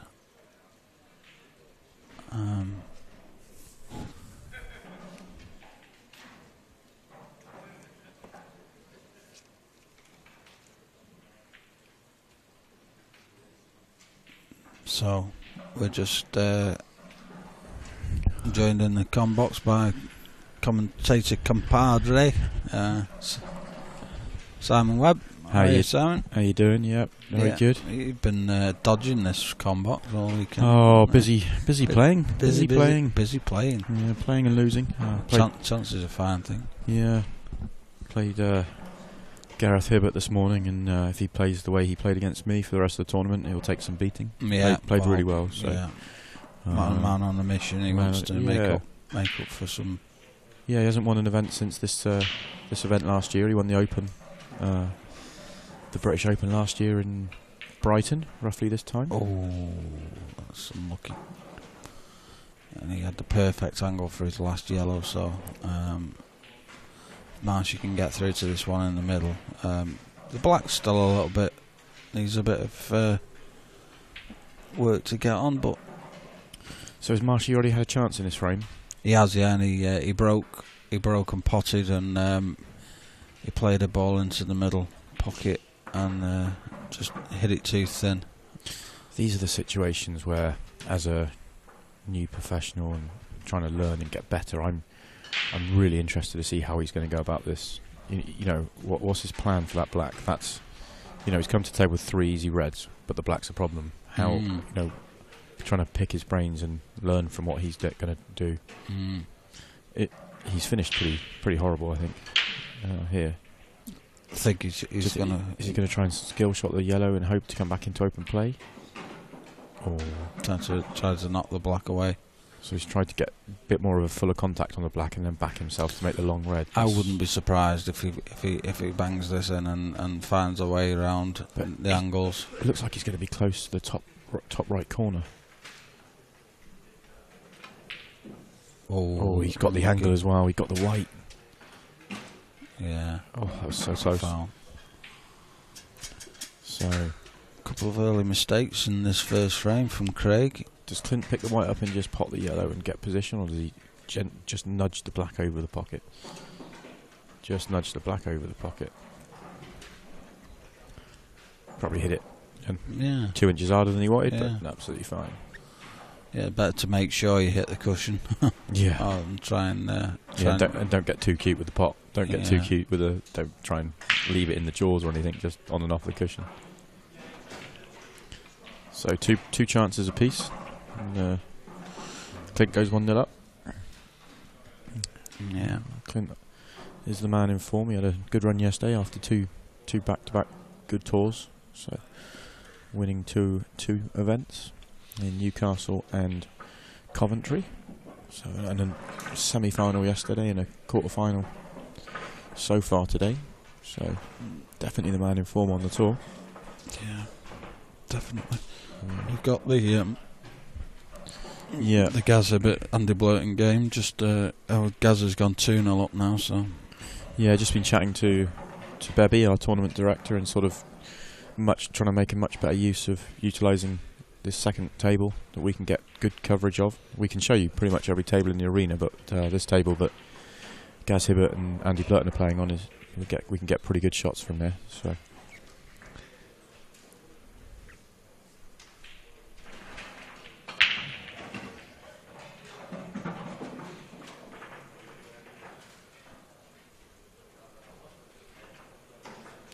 Big split.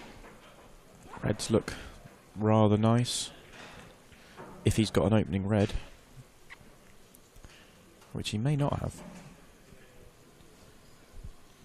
If we look at camera 4, you can see he may not have a clear pot on the red. Yellows are not bad apart from one yellow. So it'll be interesting if he tries to find a red. Oh, this red cuts in. I don't think he's got the full pocket. No, he didn't have the full pocket. Yeah, that was tricky. So is that a missed pot? Yeah, missed pot. He probably only had 3/4 of the pocket, but it was tough. But expected him to make it. So those two. The good news for Clint is that the red he's just played is gone, and kind of tied up those two reds. So Marsh is going to have to do some developing here, which is not a problem from here. Yeah. And that's perfect. Lovely, That's shot. really good. It's pretty straightforward now. This is, I think if Marsh doesn't finish from here, he will want to snap his cue. I suppose the only thing that can go wrong is he could cannon a yellow on the way through to on his route, But no, he's well from his last red to the black. Is the only thing. But it just like to be just off straight and just so he can punch through the gap. Yeah, it is the only thing that can go wrong for him. But he's got a lot of margin of error. Just off straight there. I couldn't pick it up with his hand and place it better.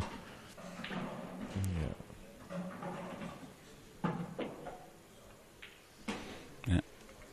Pretty routine that for our 2017 world champion, Craig Marsh. Yeah. I think it's fair to say, without being harsh on Craig, that he's not had the season he would have wanted after winning the World Championships. He's not really threatened to win an event. He showed a bit more form in Newcastle, without going too close. I think he might have. Did he make a quarter final? I think there maybe.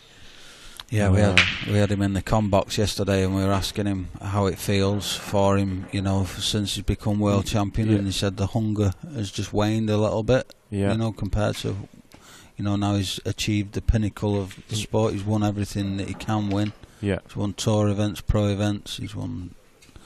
So that desire just lost. He said he thinks he'll be better next year. Yeah, I think he'll have had time to reflect on what he's done. And well, he could be, before the next season starts, he could be double world champion. Of course, that's the next. We've got 4 or 5 World Series events that we'll be bringing you between now and next February. But next February, we're the World Championships held in Bradford. Yeah. And then the tour starts again end of February. So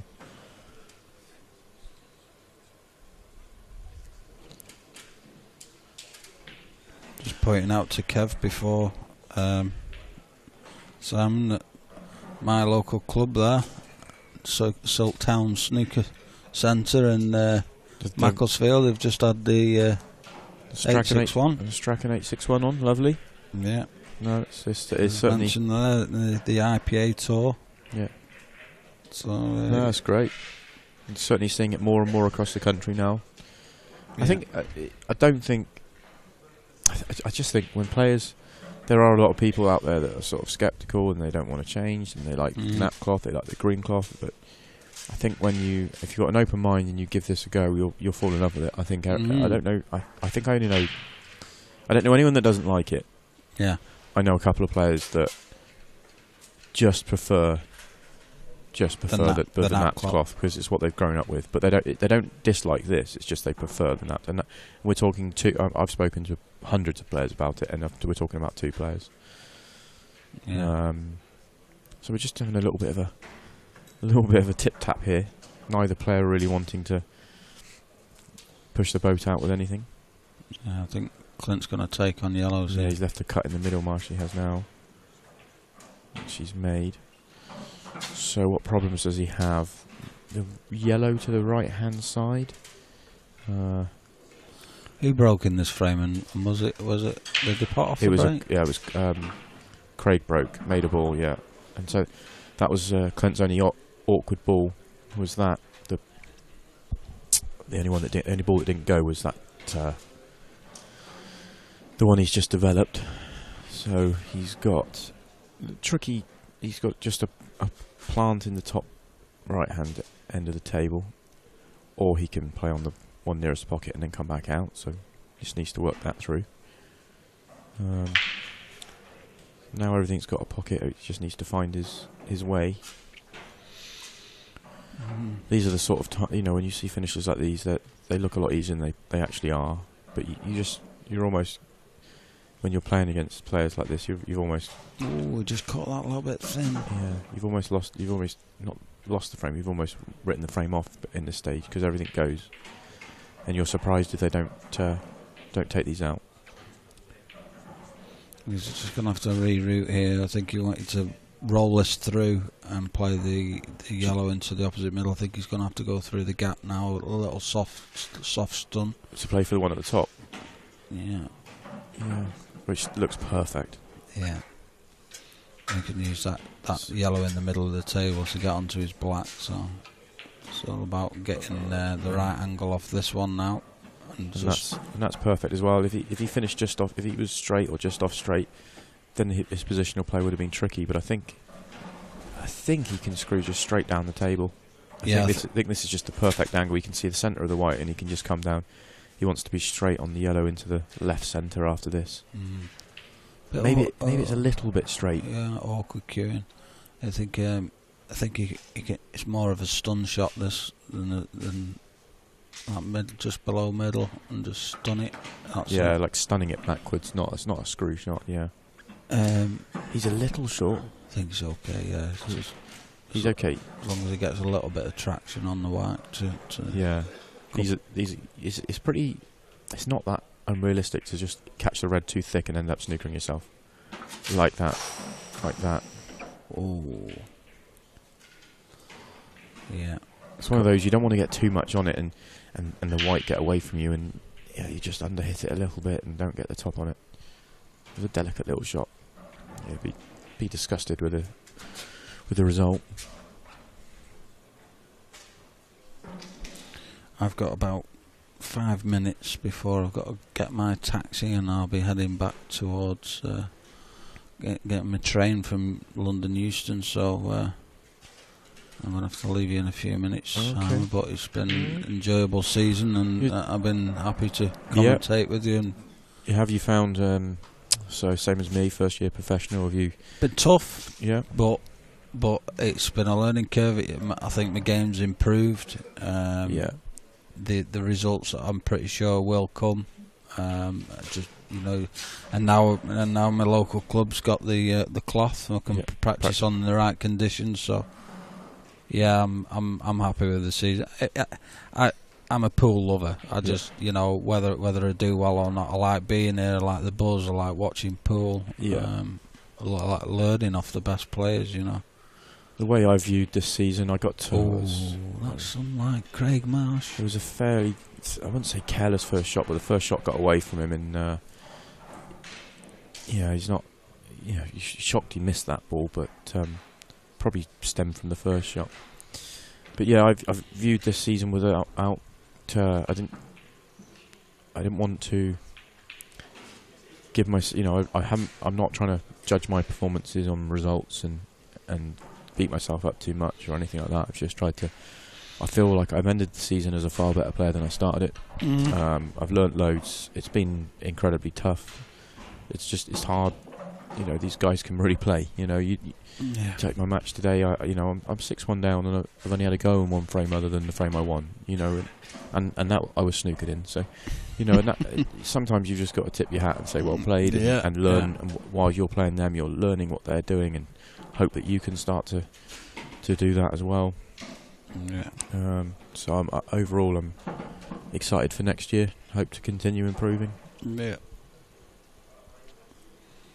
Yeah, well, it's been a pleasure working with you guys, and I'll shake your hand, and good luck. Thanks for all your work on the combox. Yeah, I'm sure everyone out there has enjoyed it. Yeah, look forward to seeing you hopefully at the Worlds. Same to you, Dave. Yeah, it's been a pleasure working with you, and I'll see you soon, guys. Hope you enjoy the rest of the action today. Meanwhile, Craig has worked his way through that finish. Needed 2 goes, but wasn't a problem second time round. So a wry smile from Craig. Craig, he knows he's not. He's been a little bit sloppy so far. I think Craig will openly admit sometimes it's if he's focused and he's every bit the world champion and as good as anyone in the world. It's when he can lose his focus a little bit, and he almost looks like he's a little bit on that edge today.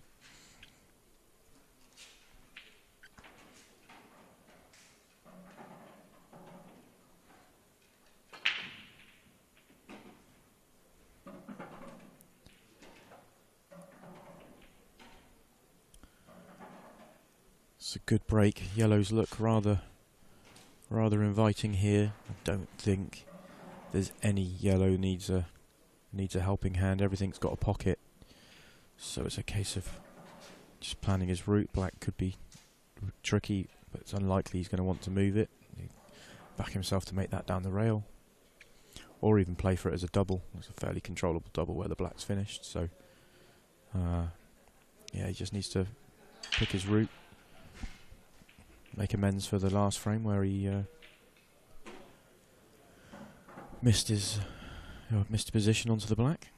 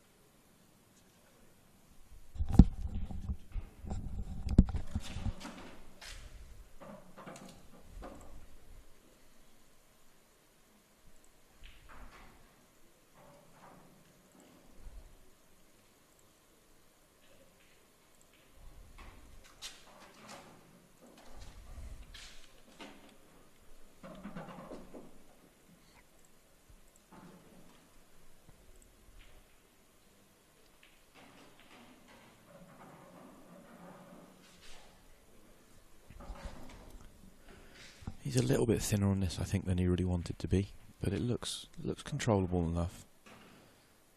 I think he's got to be slightly careful not to stun across for the white too close to the middle pocket. The closer he gets to the middle pocket, the better he is on the black. But yeah, he was able to avoid that. That was really well controlled. A very good shot.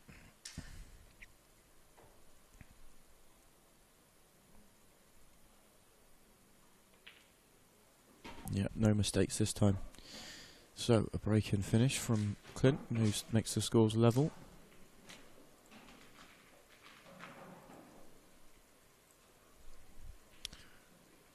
Just have a quick look. You see that Craig's missed more pots, but a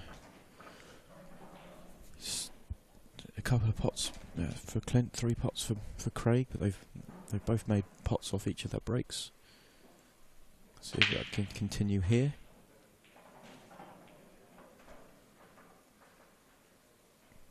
No, dry break for Craig this time.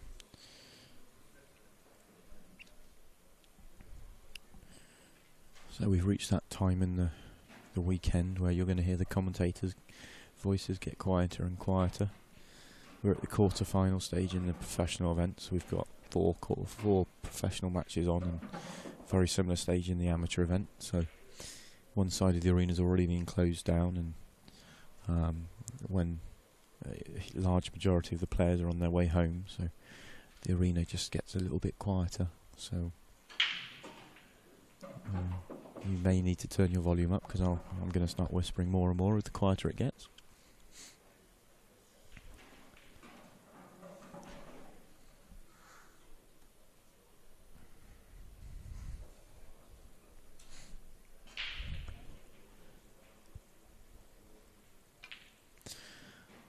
Oh, that's a surprising miss. I was just about to say Clint's going to need to play a very good positional shot in a minute to get a good. It was going to be a delicate little end to the visit, but he's missed a pot I didn't expect him to miss.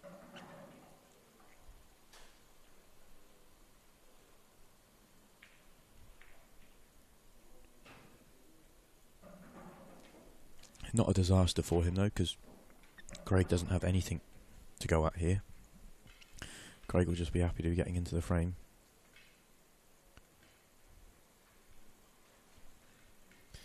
I think he would have wanted to. He was trying to cannon the 2 reds together just to develop those fractionally whilst keeping it safe, so that puts a bit more pressure on Clint's next shot, because he knew he was leaving it fairly safe.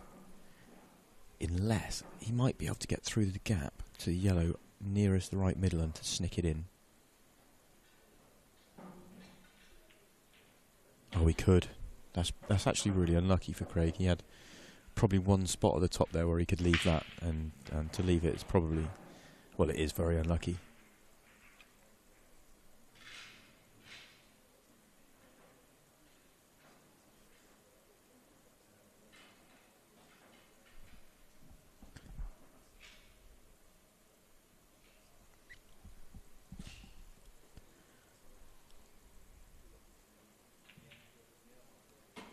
It's a good pot from Clint. Nice cannon. Looks like he's got the perfect angle just to stun down for this yellow on the right hand side, which looks tight, but I think it goes. If it doesn't go, he's got an angle where he can move it.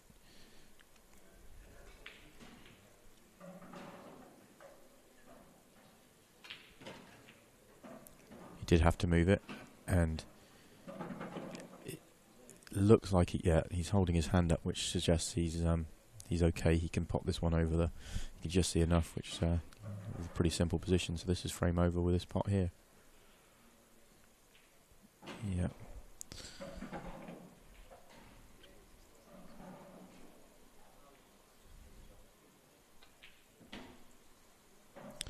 So Clint moves 3-2 up with a break of serve, if you like.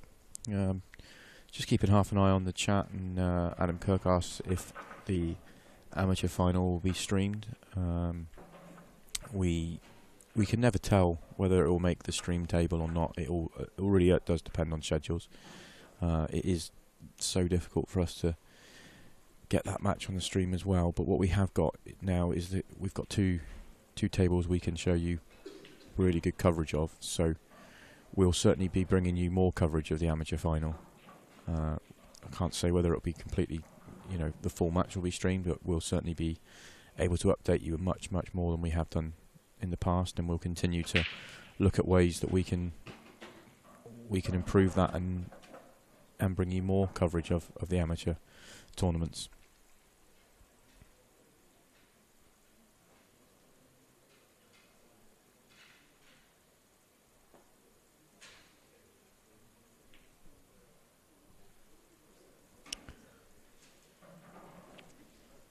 just responding to Adam on the chat. You may not care if the staff needs to stay for hours more, but we're all volunteers. None of us are being paid to be here, so we care. We're all at work in the morning at 9 a.m. or 8 a.m., 6 a.m., whatever it is for whoever, for the various people. And we won't leave here till probably 1 in the morning anyway. So if you want us to wait another 2 to 3 hours and leave at 3, 4 in the morning, that's pretty hard for us to do. So we are. All I can say is we are reviewing it. We are trying to bring you more coverage, but and we will continue to look at it. But yeah.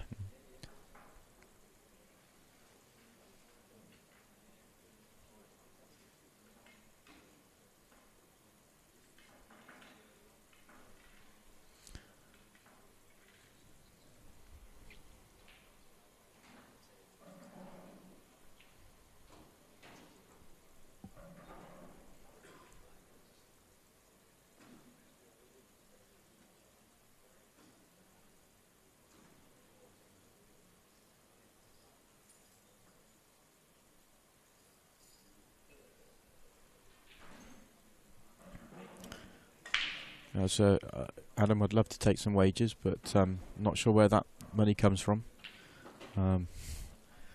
If there was money for wages, I'd be asking, but there isn't.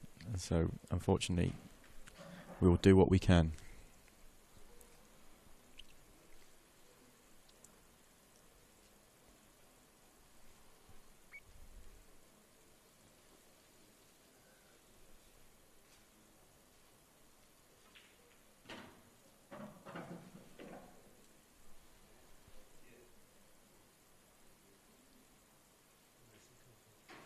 Yes.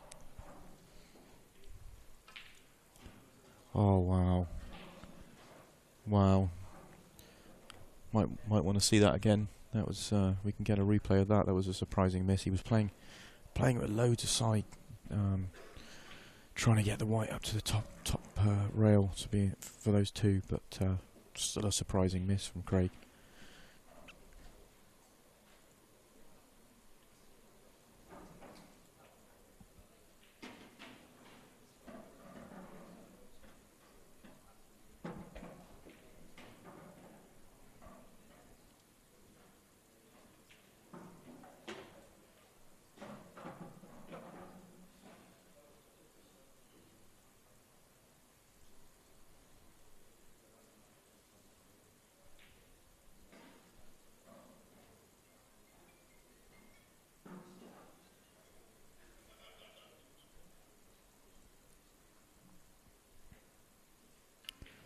You can see the miss there from Craig. It's missed it by a fair distance. That was all because of the side he was trying to put on it.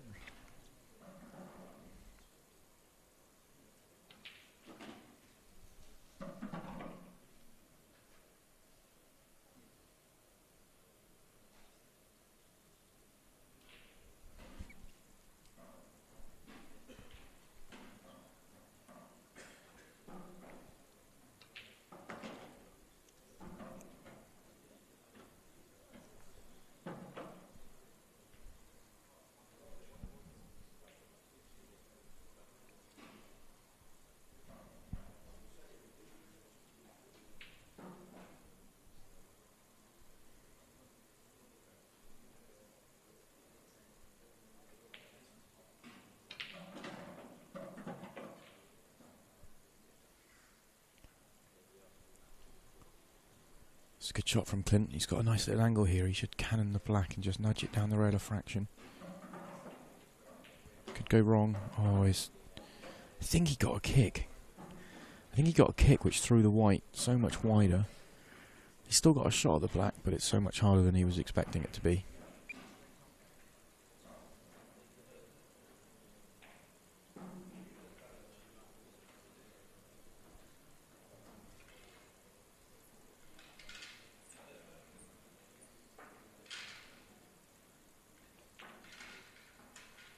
This is close. This is close. Oh, just brushed the near jaw.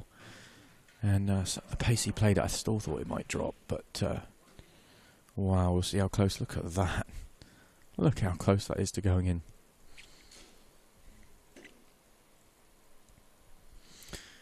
Yeah. So Craig's got some real problems. You still have. Normally, when the player misses their last ball or the black, if we spin back out, we can see.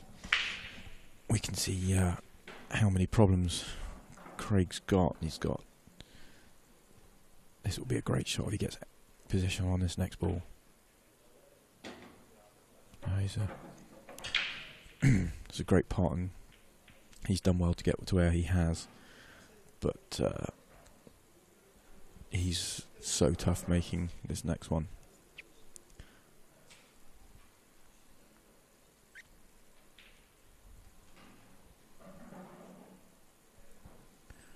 I wonder. I mean, if he plays the cut on, the yellow nearest the pocket.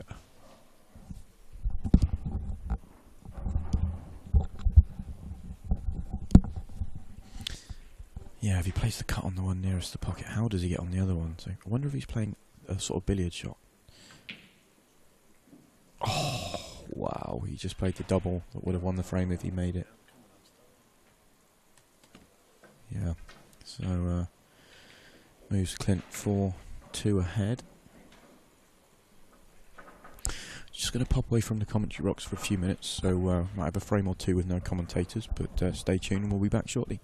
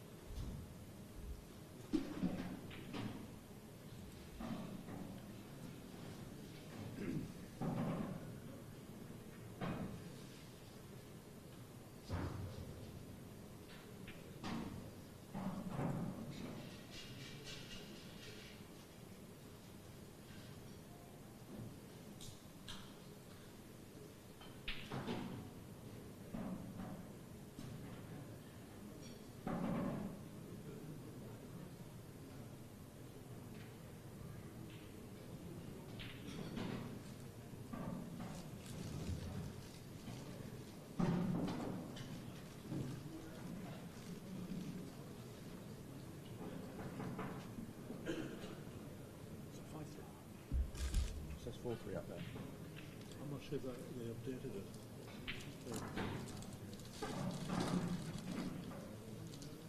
Let's just check.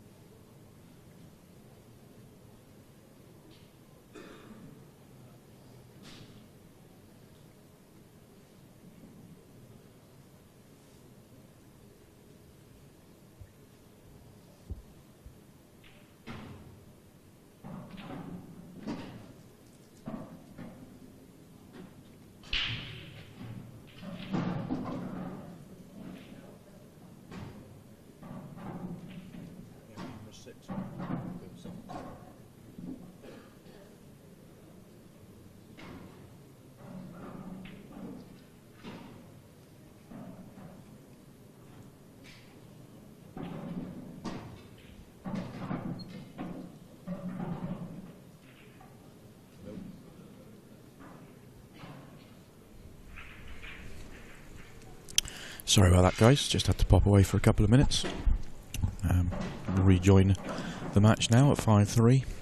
Clint with a golden opportunity to move one away from victory.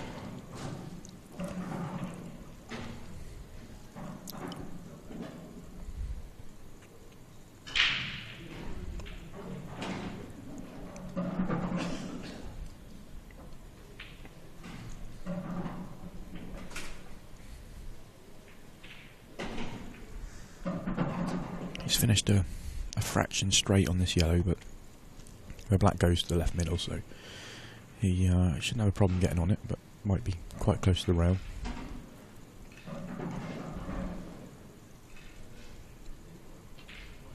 Yeah, played that nicely, punched it through. So this black for a 6-3 lead.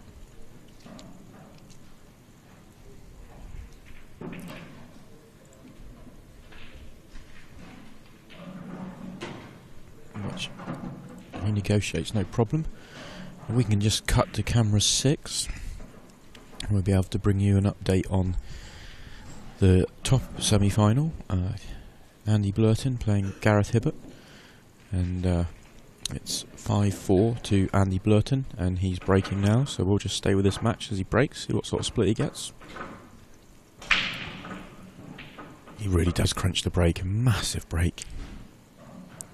But he's come up dry, so chance for Gareth to tie the scores up at 5-5, and we'll cut back to the main match. This is Clint's breaking for one away from victory.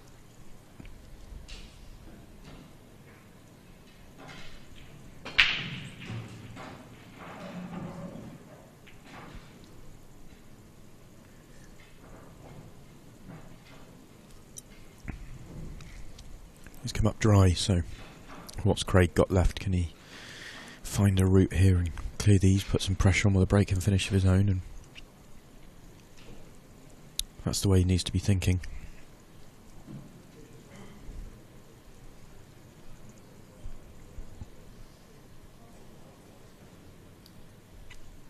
So while Marshy works these out, let me bring you some updates from the other quarterfinals. Andy Blurton, as I just said, 5-4 up on Gareth Hibbert, and the winner of that match will play the winner of Ben Davis and Jason Remington, and they are locked up at 4-4. Obviously we've got this match here, 6-3 to Clint, and the winner of this match will play the winner of Zach Wilkinson and John McAllister, and it is currently 3-1 to Zach Wilkinson.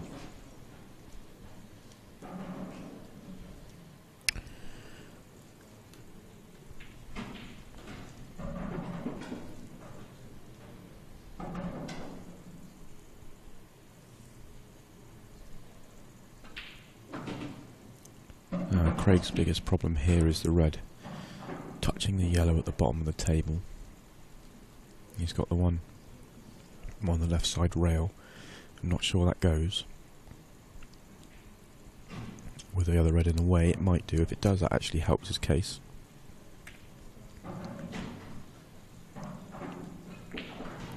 You can just see he's having a look now to see whether he can play the red to the bottom left and leave himself on the red that's tied up to the opposite middle. If he can, then he was going to do that now, which he has.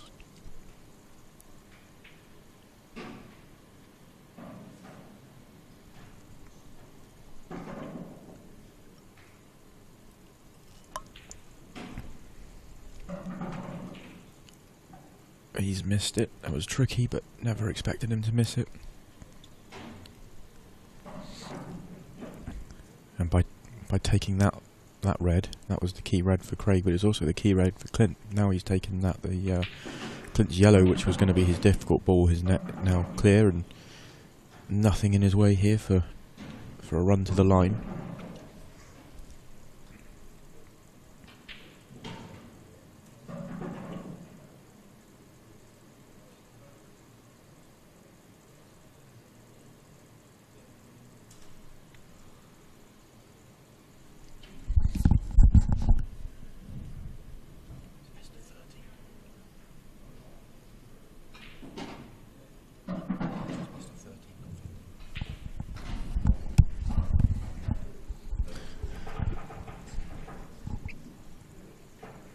Just noticed an error on the scoreboard, guys. It's actually a best of 13 match. Oh no, we're in a professional tournament.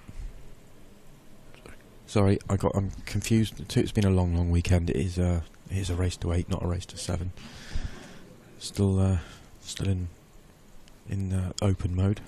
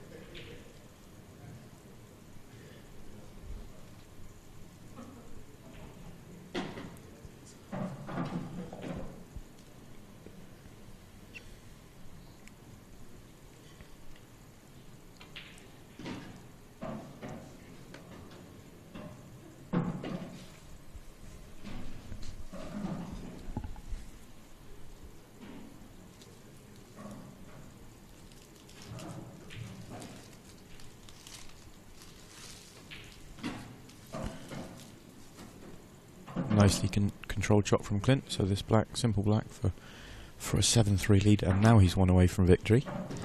We're going to flick to camera 6 while Marshy racks the balls up, and Gaz Hibbert had a good chance to tie the scores up at 5-5, but didn't make the last red. So Gareth is now at the table on reds. It's difficult to see whether he can actually pop the one over the pocket. I think he can. It may be with a bit of side. Let's stay for this shot. It's a great shot, and he's on the black, so he's going to win that. We'll cut back to the break for Craig, and he's made a ball. Made a ball. Couple of problems. If yellows look okay, but he's got a problem with the one yellow and the black. Reds are slightly trickier.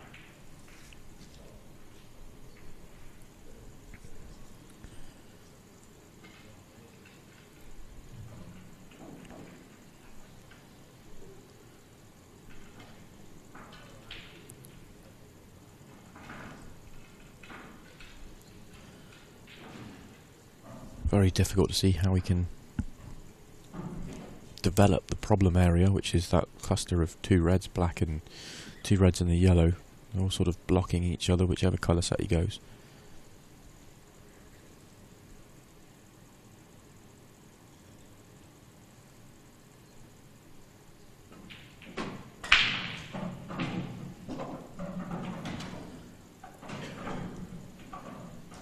So Craig has gone yellows. That's so he's got to develop the yellow nearest the black and the black. It's difficult to see how he could do that. I wonder if is he looking at yellow off.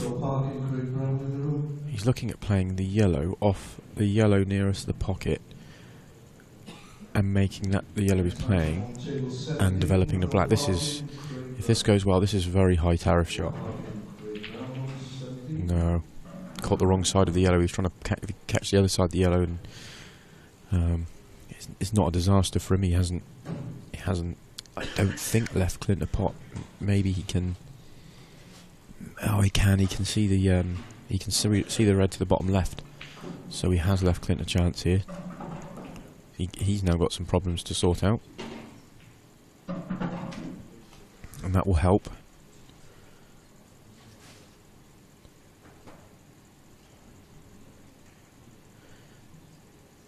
It depends here. If he could play the yellow, the red down the rail and cannon the yellow, can he drop the other red in the middle, or is it too close to the rail and too tight? If he can, then and makes those two shots, then it should all unfold nicely for him.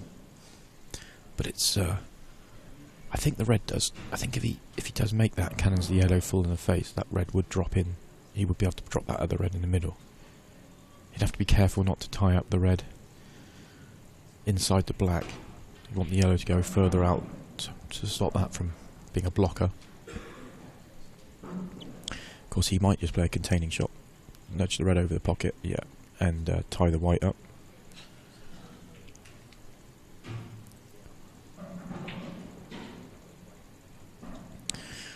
And while Craig works this out, we'll have a quick flick to camera 6 and we can see Gareth is 2 pots away from taking the lead at 6-5. He's going to leave himself a nice black down the rail. And we'll stay with this for the black and tell you Craig is... we've gone back to Craig's match. Yes. Difficult to see what Craig can do. He doesn't really want to move that yellow too far.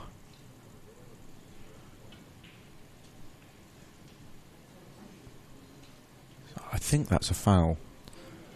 I'm not 100%. I don't. Unless he was touching the yellow, it's a foul.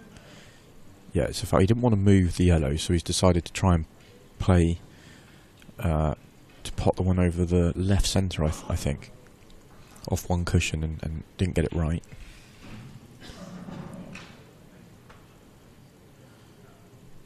So, key first shot. Clint's got a free shot here, so he kind of wants to develop the black at this with his first shot somehow. But he's also got the red near the middle, which he probably wants to move as well. So I'm wondering if he's just going to flick off the red.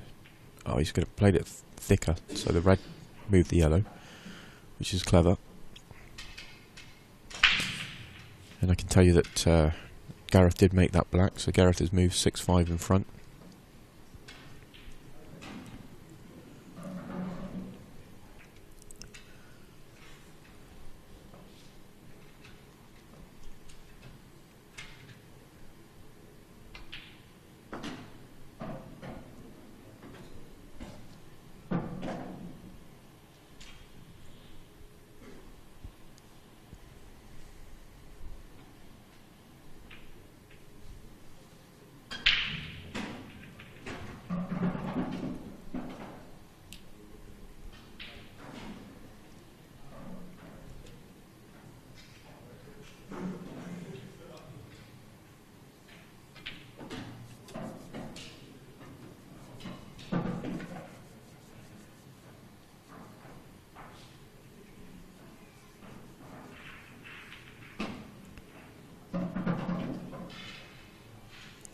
Just needs to be careful when he's going to play the one over the bottom right now.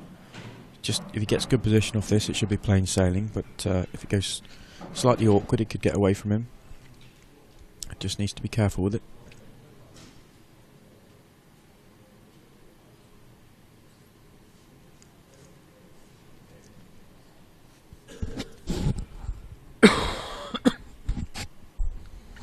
It's not really as easy as it looks. get perfect position here. Wants a big bounce. Wants to bounce. Oh, that's perfect. Absolutely perfect. You can play the one to the top right now. Probably needs to come back just a few inches, and then he's just a simple job of potting the red and just screwing up for the black to the same pocket.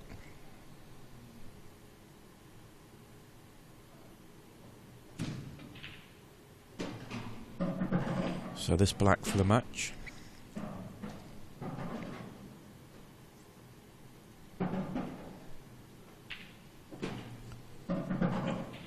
So well done, Clint. It's Clint through into the semi-finals, and he will now play the winner of Zach Wilkinson and John McAllister, and they're currently 3-2 to Zach Wilkinson. And we'll now flick to camera 6, and we'll update you on the Andy Blurton Gareth Hibbert match. Currently 6-5 to Gareth.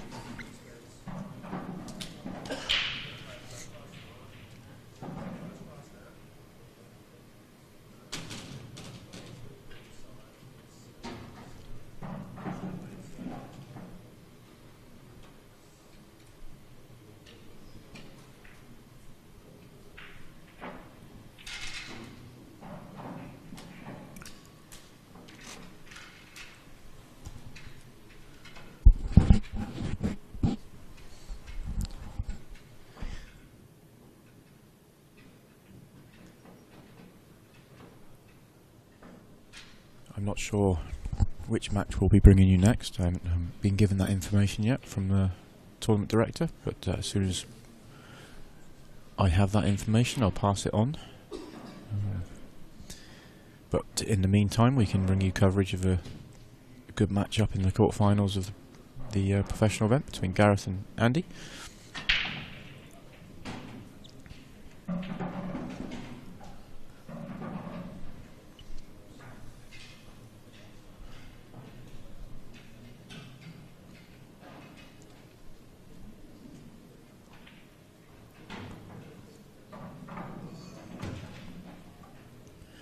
Gareth won't be happy with that. He's nudged the yellow awkward.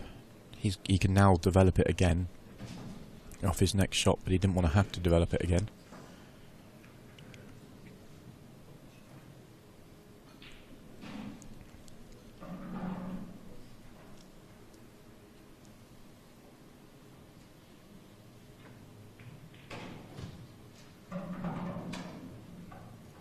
And was slightly awkward. Got the cannon through the gap, but shouldn't be a problem.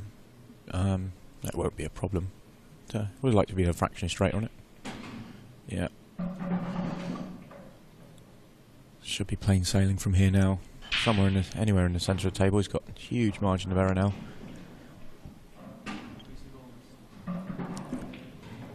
And this will put Gareth 7-5 ahead, so one away from victory himself.